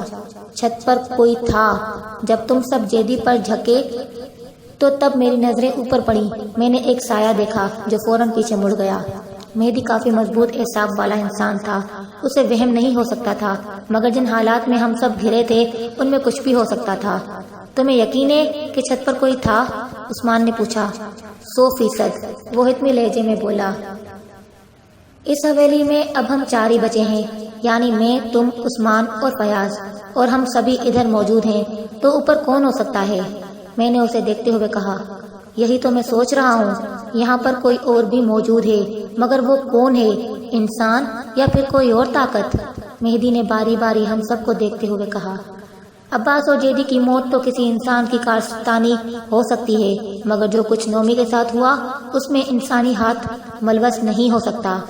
مگر پھر بھی کوئی بات بھی وثوق نہیں کی جا سکتی ہے. وہ مزید بولا. تم کافی عرصے سے یہاں رہ رہے ہو، تم نے کبھی کچھ محسوس نہیں کیا؟ میں نے فیاض کو دیکھا. نہیں شاہ جی، بس ان بھیڑیوں کے علاوہ میں نے کبھی کسی کو دیکھا تو نہیں. ہاں بس 2-1 بار شاید کوئی ہیولا دکھا، مگر اب تو لگتا ہے جیسے وہ بھی اب خواب ہی تھا. فیاض نے جواب دیا. پھر بھی یہ بات تو نومی کی موت کے بعد سے طے ہے کہ ہمارے علاوہ یہاں کوئی ہے۔ اب جیدی کی اس طرح موت اور مہدی کو وہ سایہ دکھائی دینا، آخر کون ہے؟ عثمان بولا۔ ڈائری سے ہی پتہ چل سکتا ہے، میں نے کہا۔ ہم نے مل کر جیدی کی لاش بھی ٹھکانے لگا دی۔ اس رات مجھے اندازہ ہوا کہ جب اپنی جان کے لالے پڑے ہوں تو انسان اپنے عزیز ترین لوگوں کی موت بھی نظر انداز کر سکتا ہے۔ خیر ہم سب واپس کمرے میں پہنچے اور میں نے ڈائری پڑھنا شروع کی۔ فرید اسی دن حویلی سے روانہ ہو گیا۔ مجھے سمجھ نہیں آ رہی تھی کہ کیا کرتا۔ روشنی کا تبدیل روپ مجھے مہروز کی یاد دلانے لگتا تھا۔ میں خوف زدہ تھا کہ کہیں ہم سب کا انجام بھی بہروز کے خاندان جیسا نہ ہو۔ فرید کے روزانہ روانہ ہونے کے بعد لگ بھگ 1 گھنٹہ بعد ہی حویلی کا ایک ملازم دوڑتا ہوا آیا۔ چھوٹے شاہ جی، غضب ہو گیا۔ وہ کانپ رہا تھا۔ کیا ہوا ہے؟ میں نے پوچھا۔ وہ فرید فصلوں کے پاس سے ہی اس کی ایک لاش ملی ہے۔ اس کی بات سن کر میرے پاؤں تلے زمین کھسک گئی۔ میں اسے ساتھ لے کر فوراً اس فصلوں کی طرف روانہ ہوا۔ وہاں لوگوں کا ایک ہجوم تھا۔ مجھے دیکھتے ہی سب ایک طرف ہو گئے۔ وہاں فرید کی لاش پڑی تھی۔ شاہ جی، لگتا ہے گلا دبا کر مارا گیا ہے، گاؤں کا بوڑھا حکیم بولا۔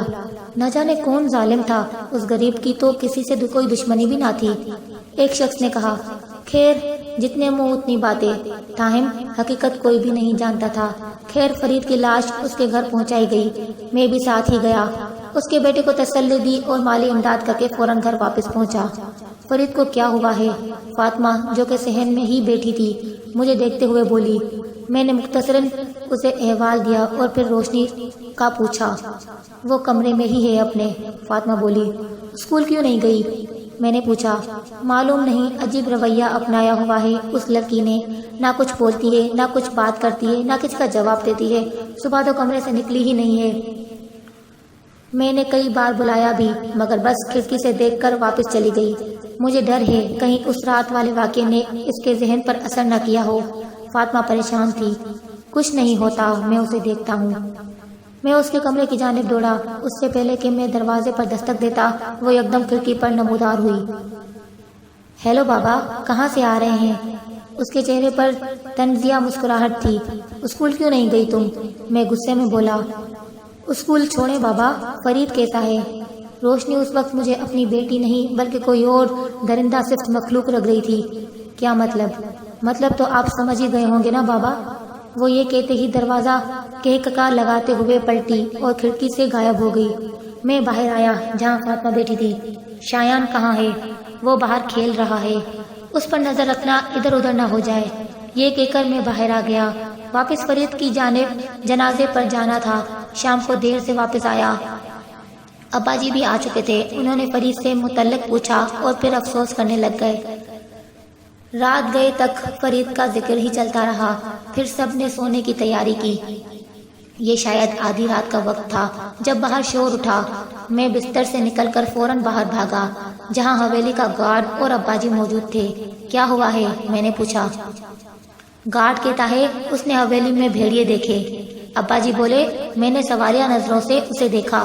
قسم لے لو چھوٹے شاہ جی، میں گیٹ پر بیٹھا تھا، جب اندر صحن میں عجیب سا شور ہوا میں اس طرف بھاگا تو سامنے چمن میں 3-4 ہٹے کٹے بھیڑیے نظر آئے جو چھت کی جانب دیکھ رہے تھے۔ میں اس وقت سکتے میں آ گیا، پھر ہوش آیا تو زور سے چلایا۔ اس سے پہلے کہ کوئی آتا وہ بھیڑیے غائب ہو گئے۔ گارڈ تیزی سے بولتا گیا، کچھ نہیں ہے، تمہارا وہم ہوگا، تم جاؤ گیٹ پر بیٹھو۔ میں نے نرمی سے کہا۔ وہ واپس چلا گیا۔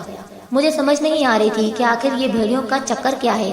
ابا جی بولے، میں بس انہیں دیکھتا رہ گیا، آپ چلے سو جائیں، وہم ہوگا۔ یہ کہہ کر میں انہیں ان کے کمرے تک چھوڑ آیا۔ جیسے ہی واپس میں اپنے کمرے میں داخل ہوا تو فاطمہ خوفزدہ حالت میں بیڈ پر بیٹھی تھی۔ کیا ہوا ہے؟ میں نے پوچھا۔ وہ روشنی کمرے میں آئی۔ میں سو رہی تھی، میری آنکھ کھلی تو وہ بالکل سامنے موجود تھی اور عجیب نظروں سے مجھے دیکھ رہی تھی اور اس کے چہرے پر عجیب مسکراہٹ تھی۔ میں نے کئی بار پوچھا بھی کہ کیا ہوا ہے اسے، مگر وہ ویسے ہی مجھے گھورتی رہ گئی اور واپس چلی گئی۔ وہ کافی خوفزدہ لگ رہی تھی۔ مجھے لگتا ہے تم صحیح کہہ رہی تھی، اس کے ذہن پر اس رات والے واقعے کا اثر ہوا ہے۔ صبح اسے لے جاؤں گا شہر کے ڈاکٹر کے پاس۔ میں نے فاطمہ کو محض تسلی دی، ورنہ یہ تو میں جان چکا تھا کہ اب کسی ڈاکٹر کا کوئی کام نہیں ہے۔ اچانک کمرے میں اندھیرا چھا گیا۔ میں نے ڈائری بند کر دی۔ یہ کیا ہو گیا ہے؟ مہدی چلایا۔ لگتا ہے لائٹ چلی گئی ہے۔ میں نے جواب دیا۔ اسی اثنا میں فیاض نے اپنی ٹارچ نکالی اور اسے روشن کیا۔ ٹارچ کی روشنی میں وہاں بس مہدی اور فیاض ہی نظر آئے۔ عثمان کہاں ہے؟ میں چلایا۔ عثمان کہاں ہے؟ آخر کیا ہوا عثمان کے ساتھ؟ کہاں گیا عثمان؟ آگے کی کہانی جاننے کے لیے ہمارے ساتھ جڑے رہیے اور دیکھنا نہ بھولیے چینجلنگ سیزن 2۔ جنہوں نے ابھی تک ہمارا چینل سبسکرائب نہیں کیا، برائے مہربانی چینل سبسکرائب ضرور کریں اور بیل آئیکن کو پریس کرنا بالکل نہ بھولیں کہ جیسے ہی ہم کوئی نیکسٹ ایپیسوڈ رکھیں تو آپ کو جلدی نوٹیفیکیشن مل جائے۔ جلد ملیں گے نیکسٹ ایپیسوڈ کے ساتھ، تب تک کے لیے اپنا بہت خیال رکھیے گا۔ اللہ حافظ۔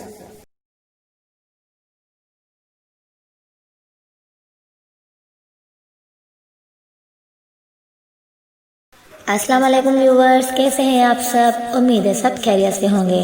تو جیسا کہ آپ جانتے ہیں کہ آپ کی آیت میمن آپ کے لیے لا رہی ہے چینجلنگ سیزن 2، جس کی 5 ایپیسوڈز ہو چکی ہیں۔ جنہوں نے پچھلی ایپیسوڈز نہیں دیکھی ہیں ہمارے چینل پر ضرور دیکھیں، اور نیو ایپیسوڈز کے لیے ہمارا چینل سبسکرائب ضرور کریں اور بیل آئیکن کو پریس کرنا بالکل نہ بھولیں تاکہ نیو ایپیسوڈز کی لنک آپ کو جلدی مل جائے۔ تو چلیے بنا وقت ضائع کیے آئیے چلتے ہیں ایپیسوڈ نمبر 6 کی طرف۔ میری آواز پر فیاض اور مہدی نے پلٹ کر اس جانب دیکھا جہاں عثمان بیٹھا تھا۔ وہ جگہ اب خالی تھی۔ تبھی مجھے فرش پر خون کے قطرے محسوس ہوئے۔ میں نے فوراً فیاض سے ٹارچ لی اور چھت کی جانب روشنی کی۔ عثمان کا جسم اوپر پنکھے سے جھول رہا تھا۔ اس کے گلے میں رسی تھی، زبان باہر نکلی ہوئی تھی اور منہ سے خون بہہ رہا تھا۔ ہم تینوں سکتے کے عالم میں کھڑے ہو گئے۔ کوئی بھی نہیں بولا۔ تبھی مجھے محسوس ہوا جیسے میرے پیچھے کوئی کھڑا ہے۔ میں خوف کے مارے پلٹا اور اس جانب ٹارچ کا رخ کیا۔ مجھے لگا جیسے کوئی سایہ وہاں سے بھاگا ہو۔ کون تھا؟ فیاض نے میری طرف دیکھا۔ معلوم نہیں۔ اب کیا کریں؟ مہدی بولا۔ لاش کو نیچے اتارنا ہے، میں بولا۔ اگلا آدھا گھنٹہ ہمیں عثمان کی لاش اتارنے اور اسے بھی باقی تینوں کے ساتھ رکھ کر خاموش بیٹھ گئے۔ ہم تینوں میں سے کافی دیر کوئی نہیں بولا۔ پھر مہدی نے سوالیہ نگاہوں سے میری جانب دیکھا۔ کیا ہوگا اب؟ یہ جو کچھ بھی ہے اسے جیتنے نہیں دیں گے ہم۔ اب ہم تینوں ہی بچے ہیں، سو تینوں ہی زندہ رہیں گے۔ میں نے اسے تسلی دی۔ نہ مر سکتا ہوں نہ زندہ رہ سکتا ہوں، مہدی نے نیچے دیکھتے ہوئے کہا۔ کیا مطلب؟ میں نے پوچھا۔ اگر زندہ بچ گئے بھی تو ان سب کے گھر والوں کو کیا جواب دیں گے؟ زندہ لے کر آیا تھا میں انہیں، لاشیں کیسے لے جاؤں گا؟ اس کی آواز بھرا گئی۔ میری آنکھیں نم ہونے لگیں۔ میرے پاس اس بات کا جواب نہیں تھا۔ اس کے کندھے پر ہاتھ رکھا اور بولا، پہلے تو اب ہمیں اپنی بقا کی جنگ لڑنی ہے، پھر بعد میں دیکھیں گے باقی باتیں۔ ایک بات تو بتاؤ، مہدی نے کہا۔ کیا بات؟ تم نے اپنی بہن یعنی روشنی کو دیکھا ہوا تھا؟ ہاں، جب زندہ تھے تب تو میں بہت چھوٹا تھا، بعد میں تصویروں میں دیکھا، بابا، ماں اور روشنی تینوں کو۔ تم کیوں پوچھ رہے ہو؟ ویسے ہی میں جانتا تھا وہ محض اپنا خیال بٹانا چاہتا تھا۔ شاہ جی، بہتر ہوگا وقت ضائع کیے بغیر ڈائری پڑھ لی جائے، شاید کوئی حل نکل آئے، فیاض بولا۔ ہاں، یہ صحیح کہہ رہا ہے، مہدی نے اس کی تائید کی۔ میں نے باری باری دونوں کو دیکھا اور پھر اسبات میں سر ہلا کر ڈائری کھول لی۔ اسی رات میں نے ایک فیصلہ کیا، کسی بھی صورت میں اپنے خاندان کو اس مخلوق کا شکار ہوتے نہیں دیکھ سکتا تھا۔ صبح ہوتے ہی میں چپ چاپ شہر پہنچ گیا۔ میں چینجلنگ پر لکھا گیا اب تک کا تمام مواد اکٹھا کرنا چاہتا تھا۔ سب سے پہلے پبلک لائبریری پہنچا۔ 2-2.5 گھنٹوں کی کھپت کے بعد میرے ہاتھ میں چند پیپرز پر مشتمل مواد تھا۔ پھر میں ایسے موضوعات یا پھر پیرانارمل سائنس کی کسی ماہر کی تلاش میں سرگردہ ہو گیا۔ کافی کوشش کے بعد میرے سامنے فیض صاحب کا نام آیا۔ ان سے فون پر رابطہ کرنے کی کوشش کی، وہ گھر پر نہیں تھے۔ شام میں دوبارہ رابطہ کیا تو وہ مل گئے۔ میں نے تمام واقعات منوان انہیں بتا دیے۔ میں نے بیروز والا واقعہ سنا تھا، لیکن اب کیونکہ میں یہ سب چھوڑ چکا ہوں تو توجہ نہیں دی۔ تاہم شکوے شبہات باقی تھے۔ پہلے میں سمجھا تھا کہ چینجلنگ محض یورپی کہانیوں کا حصہ ہے، محض افسانوی کردار۔ تاہم آج آپ نے جو واقعات بتائے اس کے بعد حیران ہوں میں۔ وہ بولے، آپ پلیز میری مدد کریں، اگر کسی بھی طرح اس مخلوق سے بچاؤ کا کوئی راستہ نکلتا ہے تو بتائیں، چاہے اس میں میری جان ہی کیوں نہ چلی جائے، مجھے اپنی فیملی کو ہر حال میں بچانا ہے۔ میں نے بے چینی سے بولا۔ میں مکمل تفصیل کے لیے آپ کو اپنی طرف آنے کا کہتا، تاہم آپ کے پاس وقت کم ہے۔ وہ بولے، جی بالکل ایسا ہی ہے، وقت ہی تو نہیں ہے میرے پاس۔ میں بولا، چلے پھر جو کچھ میں کہہ رہا ہوں وہ غور سے سنیں۔ جی میں متوجہ ہوں، میں بولا۔ جہاں تک میں نے اس مخلوق کے بارے میں پڑھا ہے، ریسرچ کی ہے، اس کا ذکر محض یورپی لوک کہانیوں میں ہی ملتا ہے، ایشیائی کہانیوں میں اس کا وجود نہ ہونے کے برابر ہے، اسی لیے اس کے حل کے لیے اسی کا حوالہ دینا پڑے گا۔ سب سے پہلے تو آپ کو اپنی فیملی کو محفوظ کرنا ہوگا، کیونکہ عین ممکن ہے کہ اس سے چھٹکارا پاتے پاتے کہیں بہت دیر نہ ہو جائے۔ وہ تھوڑی دیر کے لیے خاموش ہوئے۔ جی بولیں، کس طرح؟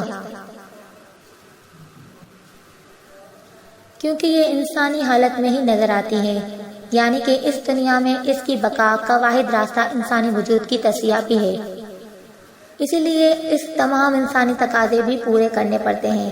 مثال کے طور پر کھانا پینا، سونا وغیرہ۔ عموماً یہ انتہائی ہوشیار ہے، یوں سمجھیں کہ ایک آنکھ بند تو دوسری کھلی۔ اب کیونکہ یہ آپ سے متعلقہ ہر شخص کو مارنا چاہتی ہے، ہر وہ شخص جس سے آپ کے ذریعے اس کا واسطہ پڑے، سو اس کا اگلا شکار آپ کی بیوی، بیٹا یا والد ہو سکتے ہیں۔ ان کو بچانے کا ایک ہی راستہ ہے، اور وہ بھی انتہائی مبہم۔ آپ اپنے گھر والوں کو اس طرح اس حویلی سے نکالیں کہ اس کو خبر بھی نہ ہو۔ یہ کیسے ممکن ہے؟ میں نے بولا، آج رات گھر جاتے ہی کسی بھی طرح آپ اس کو اپنے ساتھ اپنے گھر سے کئی میل دور لے کر جائیں۔ آرام سے ہرگز نہیں جائیں گی، لیکن اس لیے زور زبردستی، اور یہی صرف آپ ہی کر سکتے ہیں، کیونکہ یہ آپ کو اس وقت تک نہیں مارے گی جب تک آپ کی نظروں کے سامنے آپ کے خاندان کو ختم نہ کر دے۔ اپنے گھر والوں کو آگاہ کر دیں کہ جیسے ہی آپ کو اس مخلوق کے ساتھ باہر نکلے آدھے گھنٹے سے اوپر ہو، وہ سب گاؤں سے نکل جائیں اور دور میل کسی ایسی جگہ پہنچ جائیں جہاں آپ کبھی نہ گئے ہوں۔ اب یہ طریقہ کارگر ہے کہ نہیں، اس بات کا گارنٹی میں نہیں دے سکتا، تاہم اس وقت واحد طریقہ یہی ہے۔ وہ خاموش ہو گئے۔ اور اس کے بعد کیا اس سے چھٹکارا پانا ممکن ہے؟ میں نے پوچھا۔ اگر آپ اسے زندہ جلا دیں تو کہانیوں کے مطابق اسی صورت میں چھٹکارا پایا جا سکتا ہے۔ ان کے ساتھ مزید کچھ باتیں کلیئر کرنے کے بعد میں نے شکریہ کہہ کر رابطہ منعقد کر دیا۔ پھر میں نے ادھر ہی بیٹھ کر ان تمام نوٹس کا بغور مطالعہ کیا تو ان میں سے اور فیض صاحب کی باتوں میں کچھ فرق نہ تھا۔ کچھ تسلی کر کے میں واپس گاؤں کی طرف روانہ ہوا۔ تبھی گھر سے کال آئی، وہ فاطمہ تھی۔ میرا دل دھڑکا۔ میں نے فوراً فون اٹھایا۔ ہیلو عالیان، کہاں ہیں آپ؟ جلدی گھر آئیں خدا کے لیے۔ اس کی آواز انتہائی دھیمی اور سہمی سی تھی۔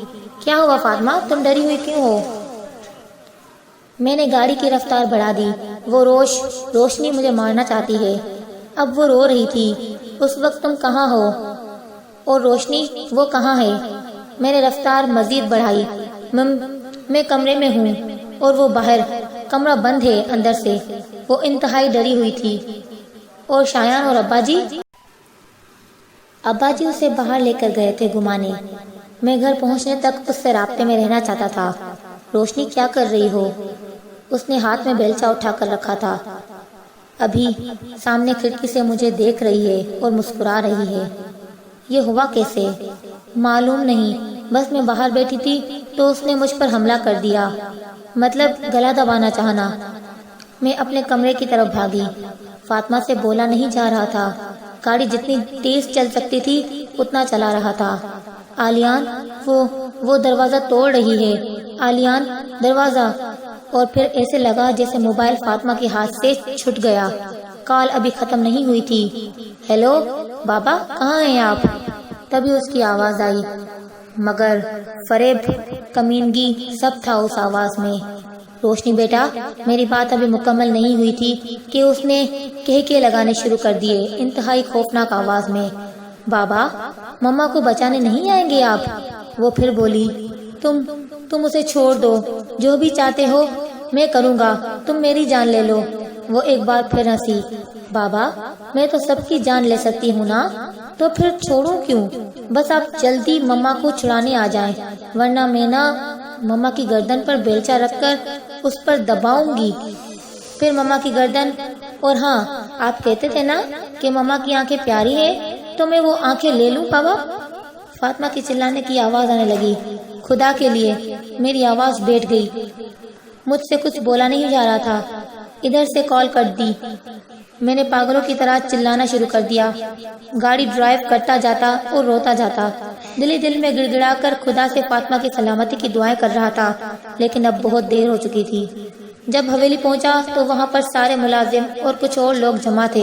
मैं दीवानेवार लोगों के दरमियान से दौड़ता हुआ आगे बढ़ रहा था। आखिर में अब्बा जी बरामदे की सीढ़ियों पे सर झुकाए हुए बैठे थे। शायान उनकी गोद में था। अब्बा जी, क्या हुआ है? मैं चिल्लाया। उन्होंने खामोश निगाहों से मुझे देखा। उनकी आंखों में बला का कुर्ब था। अब्बा जी, फातिमा कहाँ है? मैं चिल्लाया। उन्होंने नफी में सिर हिलाया और साथ ही 2-3 मोटे मोटे आंसू उनकी आंखों से बह निकले।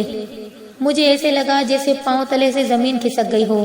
फातिमा जा चुकी थी। मेरी वफादार शरीकी हयात, जिसने हर अच्छे बुरे वक्त में मेरा साथ दिया था, वो जा चुकी थी। मैं काफी देर सख्ते के आलिम में खड़ा रहा। फिर मेरी नजर अब्बा जी की गोद में बैठे शायान पर पड़ी। आलियान, मैं सोचती थी कि जब रोशनी रुखसत हो जाएगी तो हम दोनों तो अकेले रह जाएंगे।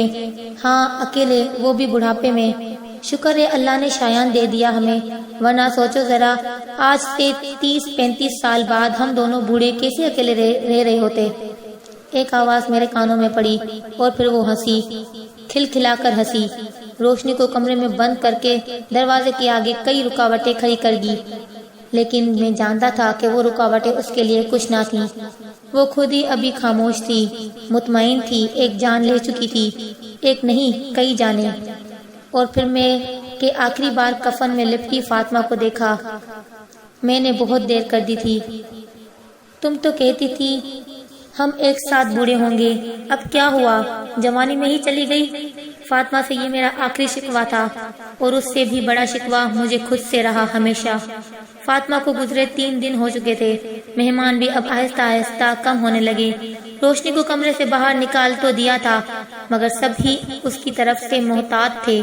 उस शाम अब्बा जी मेरे पास आकर बैठ गए। काफी देर चुपचाप मुझे देखते ही रहे और फिर गोया हुए। बेटा, तुमने पूछा नहीं कि बहू को क्या हुआ था? शायद वो समझ चुके थे कि मैं जानता था। मैं जानता हूँ अब्बा जी, मैं आहिस्तगी से बोला। तो फिर ये भी जानते होगे कि ये क्यों हुआ है? क्या रोशनी पागल हो चुकी है या फिर कोई और? उन्होंने जानबूझकर अपनी बात अधूरी छोड़ दी। मैं थोड़ी देर चुपचाप उन्हें देखता रहा। फिर अचानक मैं एक लम्हे को फातिमा के गम से बाहर आया। अब्बा जी और शायान अभी जिंदा थे, अब उन्हें हर हाल में बचाना था। क्या हुआ बेटा, चुप क्यों हो? अब्बा जी नरमी से बोले। फिर अलिफ से ये तक एक एक बात मैंने उन्हें बता दी। वो चुपचाप सारी बात सुनते रहे और फिर गोया हुए। इतना सब कुछ हो गया और तूने मुझे खबर तक ना की? उनका शिकवा बजा था। मैं आपको परेशान नहीं देना चाहता था। अब आगे क्या करना है, किसकी बारी है? उन्होंने मेरी बात नजरअंदाज करते हुए कहा। अब्बा जी, फातिमा जा चुकी है, रोशनी भी। ये हमारी रोशनी नहीं है। अब मेरे पास सिर्फ आप और शायान बचे हैं। जो हल्फेज साहब ने बताया था, अब उसके अलावा कोई चारा नहीं है। तो ठीक है, फिर तुम शायान को लेकर चले जाओ और मैं रोशनी को कहीं ले जाता हूँ। वो हतमी लहजे में बोला। ऐसा मुमकिन नहीं अब्बा जी, मैं नहीं जा सकता कहीं भी, और ना ही रोशनी आपके साथ जाएगी। मैंने कहा। तो बरखुरदार, तुम चाहते हो कि तुम्हारा बेटा बच जाए और मेरा बेटा, उसका क्या होगा? अब्बा जी ने बगौर मुझे देखा। मुझे कुछ नहीं होगा, आप बस देर न करें, आज ही जाएं। बड़ी मुश्किल से अब्बा जी को राजी करने के बाद मैं उठा और उस कमरे की जानिब बढ़ा जहां रोशनी बैठी थी। तो क्या होगा आगे व्यूवर्स? क्या अब्बा जी और शायान बच जाएंगे? क्या फैज साहब का हल जो उसने बताया वो काम करेगा? आखिर क्या होगा आगे इस कहानी में? ये जानने के लिए हमारे साथ जुड़े रहिए और देखते रहिए चेंजलिंग सीजन 2।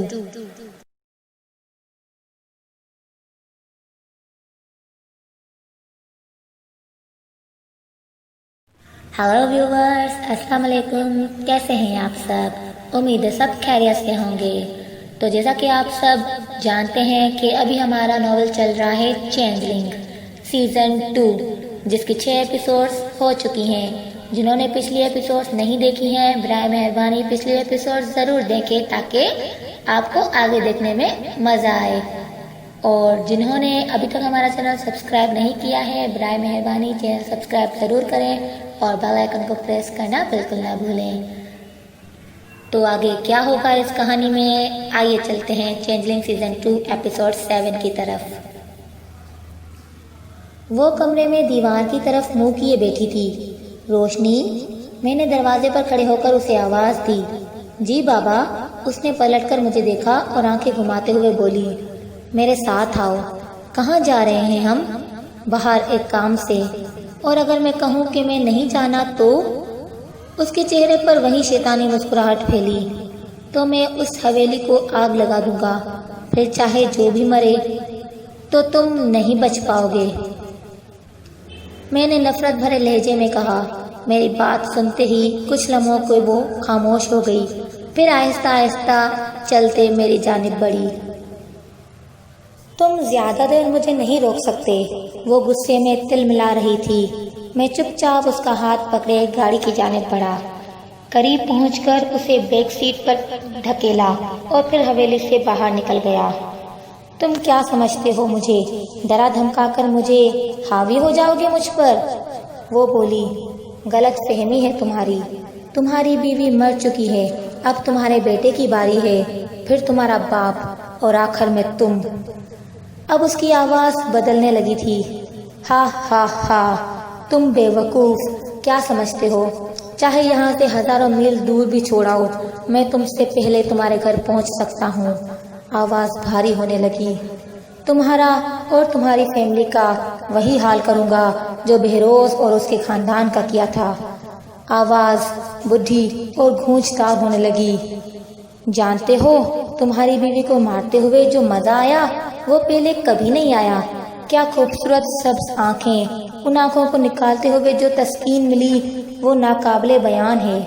اب میری برداشت جواب دینے لگی، لیکن میں جانتا تھا کہ وہ جان بوجھ کر مجھے تیش دلانا چاہ رہی تھی۔ او ہاں، وہ میری جیب میں موجود ہیں، تمہاری بیوی کی آنکھیں۔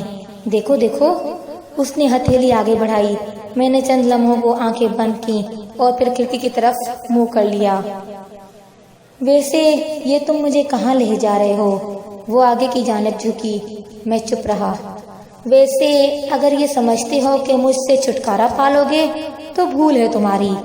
اب وہ دوبارہ پیچھے ٹیک لگا کر بیٹھ گئی۔ جانتے ہو، یہ تو میں ایک ہوں، میرے جیسے ہزاروں اب تمہاری دنیا میں داخل ہو چکے ہیں اور ہوتے رہیں گے۔ یہ دنیا ہماری ہے اب۔ وہ بہت بول چکی تھی۔ جب میری طرف سے کسی بھی قسم کا کوئی جواب نہ ملا تو خاموش ہو کر بیٹھ گئی۔ میں چپ چاپ ان سنسان راستوں پر گاڑی ڈرائیو کرتا رہا۔ لگ بھگ 1-1.5 گھنٹے بعد مجھے ابا جی کا فون آیا۔ ہم گاؤں کی حد سے نکل آئے ہیں بیٹا، وہ بولے۔ جی اچھا۔ میں ابھی اس کے سامنے کچھ واضح نہیں کرنا چاہتا تھا۔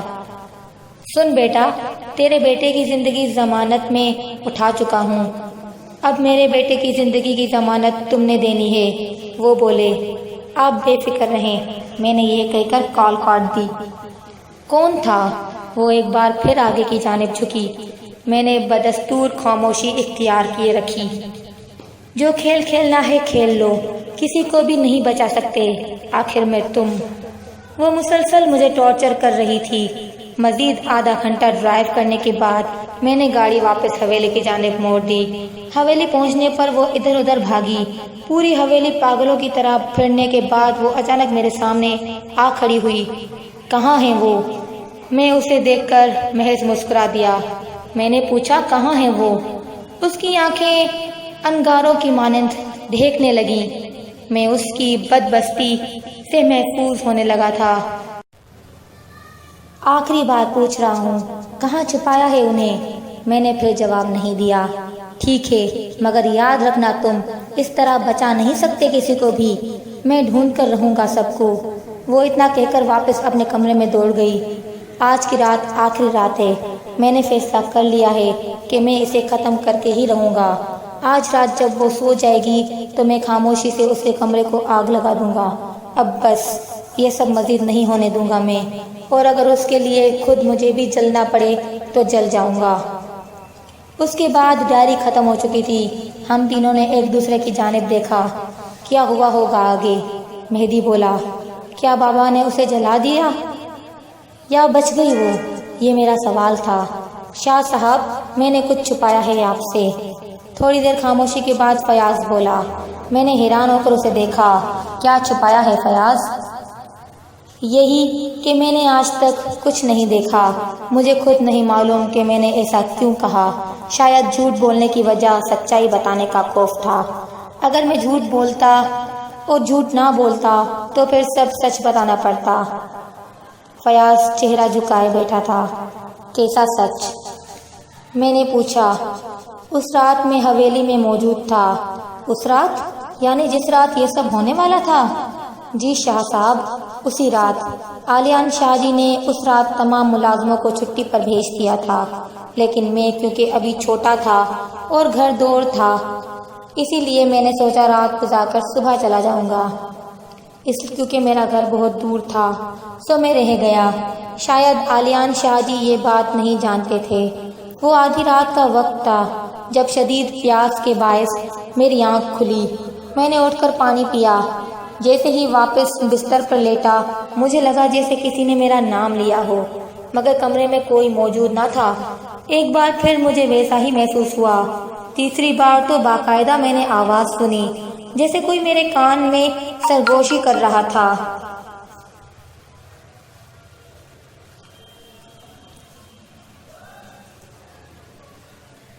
بلا رہا تھا مجھے، وہ نسوانی آواز تھی۔ میں کافی ڈر گیا، مگر پھر یکدم جیسے مجھ پر اس آواز نے جادو کر دیا۔ میں نہ چاہتے ہوئے بھی آواز کی سمت چل پڑا۔ چلتے چلتے میں ایک کمرے کے سامنے جا رکا جہاں آگ لگی ہوئی تھی۔ آلیان شاہ جی اور روشنی بی بی اندر جھلس رہے تھے۔ کمرہ ہر طرف سے بند تھا۔ آگ خاص کر کھڑکیوں اور دروازے کو اپنی لپیٹ میں لیا ہوا تھا۔ میں نے دیکھا کہ آلیان شاہ جی بے ہوش ہو کر یا پھر شاید مر کر فرش پر گر گئے تھے۔ روشنی بی بی کسی طرح آگ سے بچاتی، کبھی بی بی کی کسی طرف آگ سے بچتی تو کبھی کسی طرف، کبھی دروازے کی طرف تو کبھی کھڑکی کی طرف آتی، مگر پھر چینخ مار کر واپس دوڑ جاتی۔ ایسا لگ رہا تھا جیسے آگ ان کے راستے کی بڑی رکاوٹ تھی۔ میں سکتے کے عالم میں ادھر کھڑا یہ منظر دیکھتا رہا۔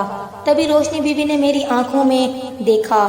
اس کے بعد مجھے سب بہت ہی مدھم یاد ہے، جیسے پانی کی بالٹی بھرنا، دروازے سے آگ بجھانا وغیرہ۔ باقی کچھ بھی یاد نہیں۔ میں اور مہدی آنکھیں پھاڑ کر اسے دیکھتے رہے۔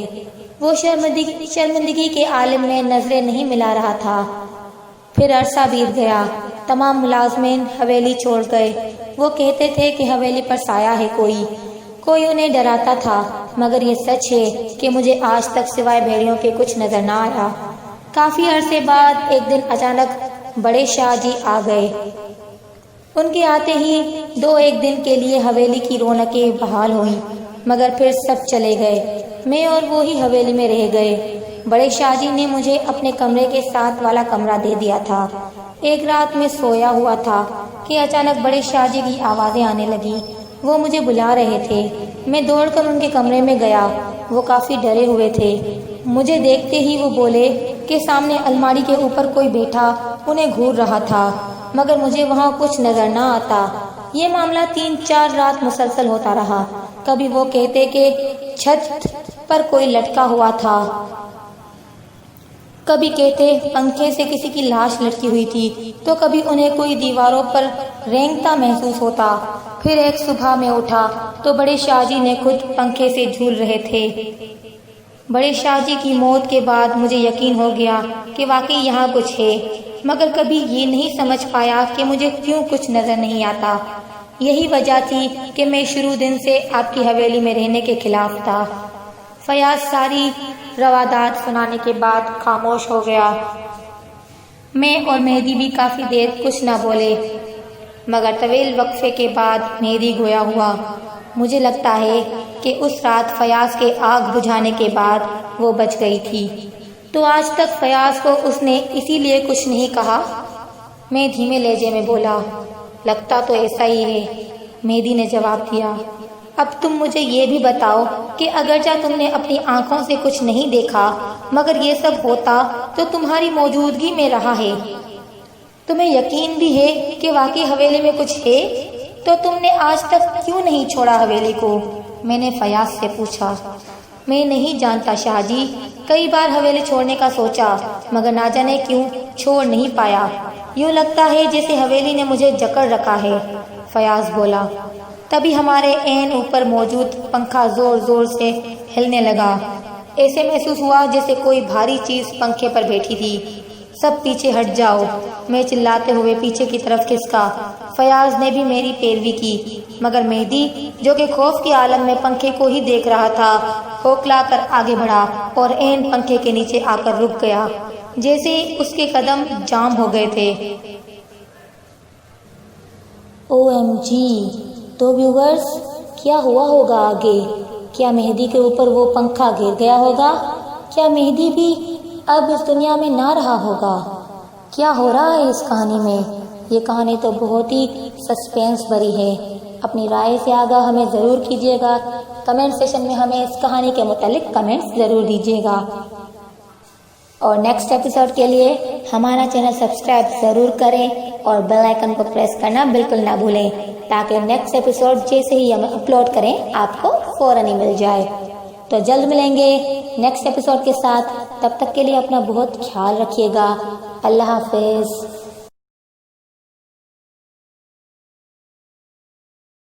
ہیلو ویورز، السلام علیکم، کیسے ہیں آپ سب؟ امید ہے سب خیریت سے ہوں گے۔ First of all welcome to our YouTube channel. Ayat Memon کے چینل پہ آپ کے خوش آمدید۔ تو جیسا کہ آپ سب جانتے ہیں کہ ابھی ہمارا سیزن 2 چل رہا ہے چینجلنگ کا، جس کی آج آخری قسط ہے۔ سو جنہوں نے پچھلی ایپیسوڈ نہیں دیکھی ہیں، ہمارے چینل پر ان کے لنکس موجود ہیں، آپ وہاں سے دیکھ سکتے ہیں۔ اور نیکسٹ سٹوریز کے لیے ہمارا چینل سبسکرائب ضرور کریں اور بیل آئیکن کو پریس کرنا بالکل نہ بھولیں، تاکہ نیو ایپیسوڈز کے لنک آپ کو جلدی ہی مل جائے۔ تو کیا ہوگا اس آخری قسط میں؟ بنا وقت ضائع کیے آئیے چلتے ہیں قسط نمبر 8 کی طرف۔ پنکھا سیدھا مہدی کے سر پر آ گرا۔ وہ لڑکھڑا کر نیچے گرا۔ اس کے سر سے خون بہہ رہا تھا۔ پنکھا اس کے اوپر پڑا تھا۔ اس کی آنکھیں آہستہ آہستہ بند ہونے لگیں۔ میں اس کی جانب بھاگا۔ اس سے پہلے کہ میں کچھ کرتا، فیاض چلایا، شاہ جی باہر بھاگیں۔ میں نے اس کی جانب دیکھا۔ اس کی نظر اوپر کی جانب تھی۔ میں نے اس کی نظروں کا تعاقب کیا۔ چھت سے کوئی لٹکا ہوا تھا۔ اس کے دونوں ہاتھ اور پاؤں چھت سے جیسے چپکے تھے، جبکہ گردن پیچھے کی طرف سے ایسے مڑی تھی جیسے ہم پر نظر ہو۔ خوف کے عالم میں میں صحیح طرح سے اسے نہ دیکھ پایا اور فیاض کے پیچھے باہر کی جانب دوڑا۔ وہ مخلوق بھی تیزی سے رینگتے ہوئے ہمارے پیچھے بھاگی۔ ہم دونوں نے باہر صحن میں کھڑے ہو کر پیچھے کی جانب دیکھا۔ وہ غائب تھی۔ یہ کیا تھا؟ میں نے حیران ہو کر فیاض سے پوچھا۔ میں نہیں جانتا شاہ جی، فیاض بولا۔ تمہیں کیا لگتا ہے مہدی؟ کچھ نہیں کہہ سکتا شاہ جی۔ ہم دونوں 5-10 منٹ وہاں کھڑے ہانپتے رہے۔ میں اندر جا رہا ہوں اسے دیکھنے، میں حتمی لہجے میں بولتے ہوئے واپس کمرے کی طرف بڑھا۔ فیاض بھی خاموشی سے میرے پیچھے ہو لیا۔ ہم دونوں نے دبے قدموں کمرے میں داخل ہوئے۔ وہاں اندھیرا تھا۔ ٹارچ ہے؟ میں نے سرگوشی کی۔ وہ ادھر ہی رہ گئی تھی شاہ جی، فیاض نے جواب دیا۔ میری دھڑکن تیز ہوتی جا رہی تھی۔ اندھیرے میں دیوار پر ہاتھ مارتے مارتے بورڈ پر میرا ہاتھ پڑا۔ میں نے فوراً سارے بٹن آن کیے۔ کمرے میں لگا ایک پرانا زیرو بلب آن ہوا۔ اس کی کمزور روشنی میں نے کمرے میں نظر دوڑائی۔ فیاض نے حیران ہو کر میری جانب دیکھا۔ وہاں مہدی موجود نہیں تھا۔ کہاں گیا؟ فیاض حیران ہو گیا۔ معلوم نہیں، گیا یا لے جایا گیا۔ ہمیں ڈھونڈنا چاہیے اسے۔ یہ کہہ کر میں ایک بار پھر باہر دوڑا۔ فیاض بھی ٹارچ اٹھا کر میرے پیچھے بھاگا۔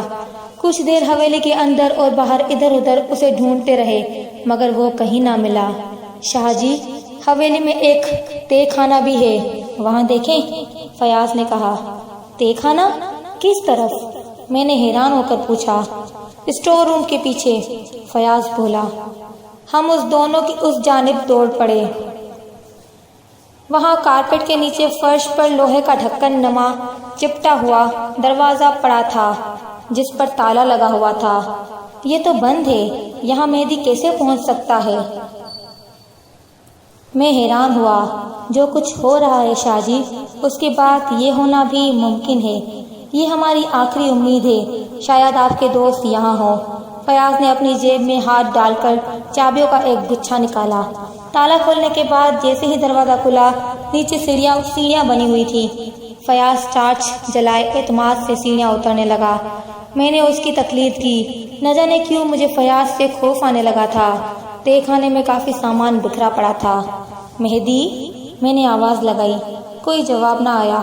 فیاض ٹارچ میں روشنی ادھر ادھر کرتا جا رہا تھا۔ تبھی تہ خانے کے ایک کونے میں مجھے حرکت محسوس ہوئی۔ اس طرف لائٹ کرو جلدی، میں اشارے کرتے ہوئے چلایا۔ فیاض نے فوراً ٹارچ کا رخ اس جانب کیا۔ اب وہاں کوئی نہ تھا، البتہ ہمیں کچھ دھبے محسوس ہوئے۔ قریب جا کر دیکھا، وہ خون تھا جو بالکل تازہ تھا۔ مہدی، میں نے خوفزدہ نظروں سے فیاض کی جانب دیکھا۔ شاید شاہ جی، فیاض نے غور سے ان دھبوں کو دیکھتے ہوئے کہا۔ اگر یہ مہدی ہے تو وہ یہاں تک کیسے پہنچا اور ہم سے کیوں چھپ رہا ہے؟ میں نے حیران ہو کر فیاض کو دیکھا۔ فیاض نے ٹارچ کی روشنی میں غور سے ادھر ادھر دیکھنا شروع کیا۔ تبھی ایک جگہ نظر پڑتے ہی اس نے مجھے اشارہ کیا۔ دور سے معلوم ہوتا تھا جیسے وہاں کوئی گڑھا تھا۔ قریب پہنچے تو وہ انتہائی چھوٹی سی سرنگ تھی جس میں سے ہم شکل ایک دبلا پتلا انسان ہی گزر سکتا تھا۔ شاہ جی، آپ کا دوست بھی تو کافی دبلا ہے نا؟ فیاض نے سرنگ کے پاس بیٹھتے ہوئے کہا۔ ہاں، تو تم کہنا کیا چاہ رہے ہو؟ میں حیران ہوا۔ کیا یہ حیرت کی بات نہیں کہ اس پورے حادثے کے باہر سے آئے سبھی مر گئے مگر ایک وہ زندہ ہے؟ ہاں، تو تم کہنا کیا چاہ رہے ہو؟ میں حیران ہوا۔ کیا یہ حیرت کی بات نہیں کہ اس پورے حادثے میں باہر سے آئے سبھی مر گئے مگر ایک وہی زندہ ہے؟ اس نے کہا۔ ہاں، مگر آخر میں کسی کو تو بچنا ہی تھا نا، میں نے جواب دیا۔ ممکن ہے، مگر جب پنکھا گر رہا تھا تو وہ آگے کیوں بڑھا؟ عام طور پر ایسی حالت میں انسان بوکھلایا بھی تو تب بھی وہ پیچھے ہی ہٹتا ہے، اور پوری حویلی میں اسے آپ کے دوستوں اور میرے سوا کوئی بھی نہ تھا۔ آخر تک سب مرتے رہے اور ہم اسے کسی اندیکھی چیز کی کارستانی سمجھتے رہے۔ اب جبکہ آپ کا دوست زخمی حالت میں غائب ہے، حالانکہ پہلے کوئی بھی غائب نہیں ہوا، تو یہاں تہ خانے میں خون کے دھبے اور سرنگ، یہ سب کیا ہے؟ اس نے تفصیل ہی بتا دی۔ اگر تمہاری بات کچھ لمحوں کے لیے درست بھی مان لیں تو مہدی تو یہاں پہلی بار آیا ہے۔ اسے میری طرح سرنگ تو دور کی بات تہ خانے کا بھی علم نہ تھا، میں نے جواب دیا۔ شاہ جی، آپ کے دوست جس طرح مرے ہیں، شیشے میں جانا، چھت سے خنجر کا آنا وغیرہ، کیا یہ سب قابل یقین ہے؟ اب ہم 3 ہی بچے ہیں مگر تینوں میں سے 2 ایک ساتھ ہیں اور ایک غائب۔ خوف کے عالم میں عجیب الجھن کا شکار ہو چکا تھا۔ ایک طرف فیاض کے بے تکے اور غیر منطقی اندازوں میں کچھ وزن محسوس ہوتا تھا تو دوسری طرف مجھے خوف فیاض پر شک ہو رہا تھا۔ قاتل یا پھر چینجلنگ کس کی شکل میں موجود تھا وہاں؟ فیاض یا پھر مہدی؟ اپنی صفائی دینے کے لیے مہدی یہاں موجود نہ تھا، جبکہ فیاض انتہائی پر اعتماد تھا۔ اس کا یہ اعتماد بھی اسے شک کے دائرے میں لا رہا تھا۔ اس طرح تو تم پر یا مجھ پر بھی شک کیا جا سکتا ہے۔ میں نے ہوا میں تیر چلایا۔ مگر اس وقت ہم 2 ہی ہیں جو ایک ساتھ موجود ہیں، سایہ تو کسی تیسرے کا ہی ہو سکتا ہے نا؟ اب لا علمی میں یہ بات اس نے منطقی کی تھی، مگر وہ سایہ، وہ مخلوق جو چھت پر اس وقت موجود تھی جس وقت مہدی نیچے پڑا تھا، نظروں کا دھوکہ بھی تو ہو سکتا ہے نا شاہ جی. میں یہ 100% یقین سے نہیں کہہ سکتا کہ مہدی صاحب ہی وہی مخلوق ہیں، تاہم اندازے اسی طرف اشارہ کرتے ہیں. میں خاموش رہ گیا. اس کی کسی بات کا جواب میرے پاس نہیں تھا، نہ ہی میں اس بارے میں مزید کچھ بولنا چاہتا تھا. ان حالات میں مجھے مہدی اور فیاض دونوں پر شک تھا. چلیں، میں بولا. فیاض نے اثبات میں سر ہلایا. ہم سیڑھیوں کی طرف بڑھے، تبھی ایک زوردار دھماکہ ہوا. فیاض دوڑ کر سیڑھیوں کے خاص پہنچا. ٹارچ اوپر کی، دروازہ بند ہو چکا تھا. یہ کیسے بند ہوا؟ میں چلایا. تبھی جیسے تہ خانے میں طوفان سا آ گیا. وہاں موجود سارا سامان اڑ اڑ کر ہماری جانب آنے لگا. ہمیں اپنا توازن قائم رکھنے میں بھی مشکل پیش آ رہی تھی. خود کو بچاتے بچاتے میں سیڑھیوں کے پیچھے جا چھپا. فیاض نہ جانے کس طرف بھاگا.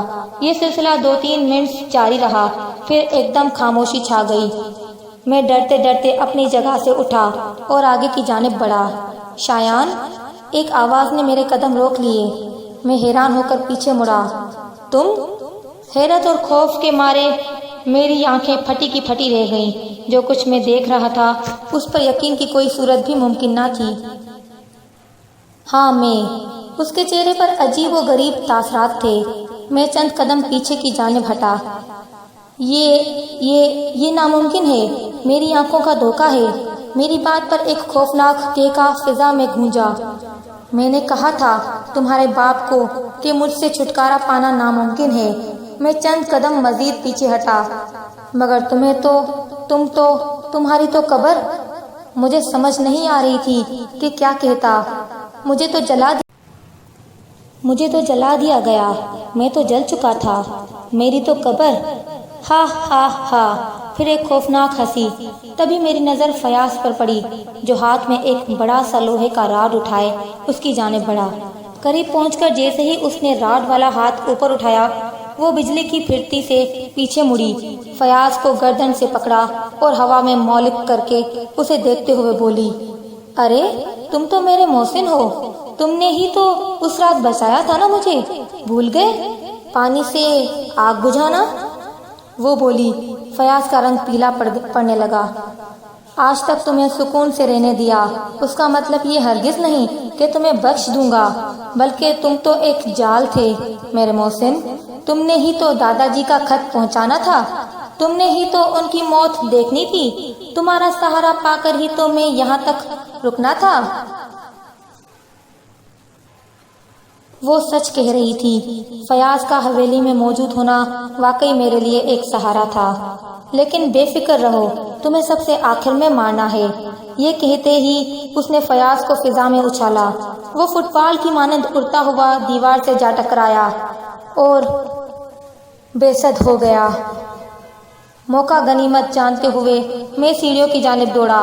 دروازہ کھل چکا تھا، تاہم ابھی 5ویں سیڑھی پر ہی تھا جب اس نے مجھے پاؤں سے پکڑ لیا اور گھسیٹتے ہوئے نیچے اتارا. کہاں بھاگ رہے ہو میرے بھائی؟ اتنا لمبا عرصہ انتظار کیا ہے، بہن سے احوال نہیں پوچھو گے؟ وہ طنزیہ انداز میں مسکرائی. مگر تمہاری تو قبر. میں نے خوفزدہ نگاہوں سے اسے دیکھا. ہا ہا ہا.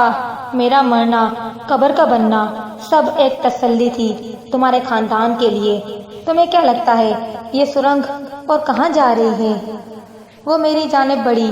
میں پیچھے کو دوڑا. تبھی ایک بھاری چیز میرے سامنے آ کر گری. اندھا دھند بھاگتے ہوئے میرا پاؤں اس سے ٹکرایا اور میں ایک فرش پر آ گرا. خوفزدہ نگاہوں سے مڑ کر دیکھا تو وہ مہدی کا مردہ وجود تھا. میں تقریباً چیختے ہوئے اٹھا اور کسی پناہ گاہ کی تلاش میں ادھر ادھر بھاگنے لگا. میری کیفیت دیکھ کر وہ مسلسل خوفناک انداز میں ہنس رہی تھی. جب کہیں بھی چھپنے کی جگہ نہ ملی تو میں اپنا ہانپتا ہوا دیوار کے ساتھ لگ کے کھڑا ہو گیا. مجھے یوں بے بس دیکھ کر وہ طنزیہ انداز میں مسکرائی اور سیڑھیوں سے دوڑ پڑی. کرسی پر جا بیٹھی. اس کے چہرے پر مکاری اور خون کے دھبے تھے. جاؤ، تمہیں ایک موقع دیتا ہوں. سیڑھیاں چڑھو اور بھاگ جاؤ. ڈوبتے کو تنکے کا سہارا. میں ایک بار پھر سیڑھیوں کی جانب جھانکا۔ سیڑھیاں پھلانگتا ہوا جیسے ہی دروازے کے نزدیک پہنچا، سامنے وہ آ گئی۔ وہ دروازے سے الٹی لٹکی ہوئی تھی، گردن پیچھے کی جانب موڑے مجھے دیکھ کر مسکرا رہی تھی۔ سرپرائز، وہ بولی۔ میں پھر سیڑھیاں اترا۔ جیسے ہی آخری سیڑھی پر قدم رکھا وہ وہاں موجود تھی۔ میرا دماغ مائف ہونے لگا۔ وہ زور زور سے کہکے لگانے اور تالیاں بجانے لگی۔ بہت مزہ آ رہا ہے، چلو تم دوبارہ چھپنے کی کوشش کرو۔ میں نے بے بسی سے ادھر ادھر دیکھا، وہ اب دوبارہ کرسی پر جا بیٹھی تھی۔ چلو چھوڑو، میں تمہیں اس رات کی روادات بتاتا ہوں۔ اس رات میں سویا ہوا تھا جب آگ کی تپش کے باعث میری آنکھ کھلی۔ تمہارا باپ سامنے موجود تھا۔ اس نے کمرے کے چار طرف آگ لگا رکھی تھی، سمجھا مجھے مار ڈالے گا۔ بیچارہ خود ہی مر گیا اور مجھے فیاض نے بچا لیا۔ اس نے ٹانگ پر ٹانگ رکھتے ہوئے کہا،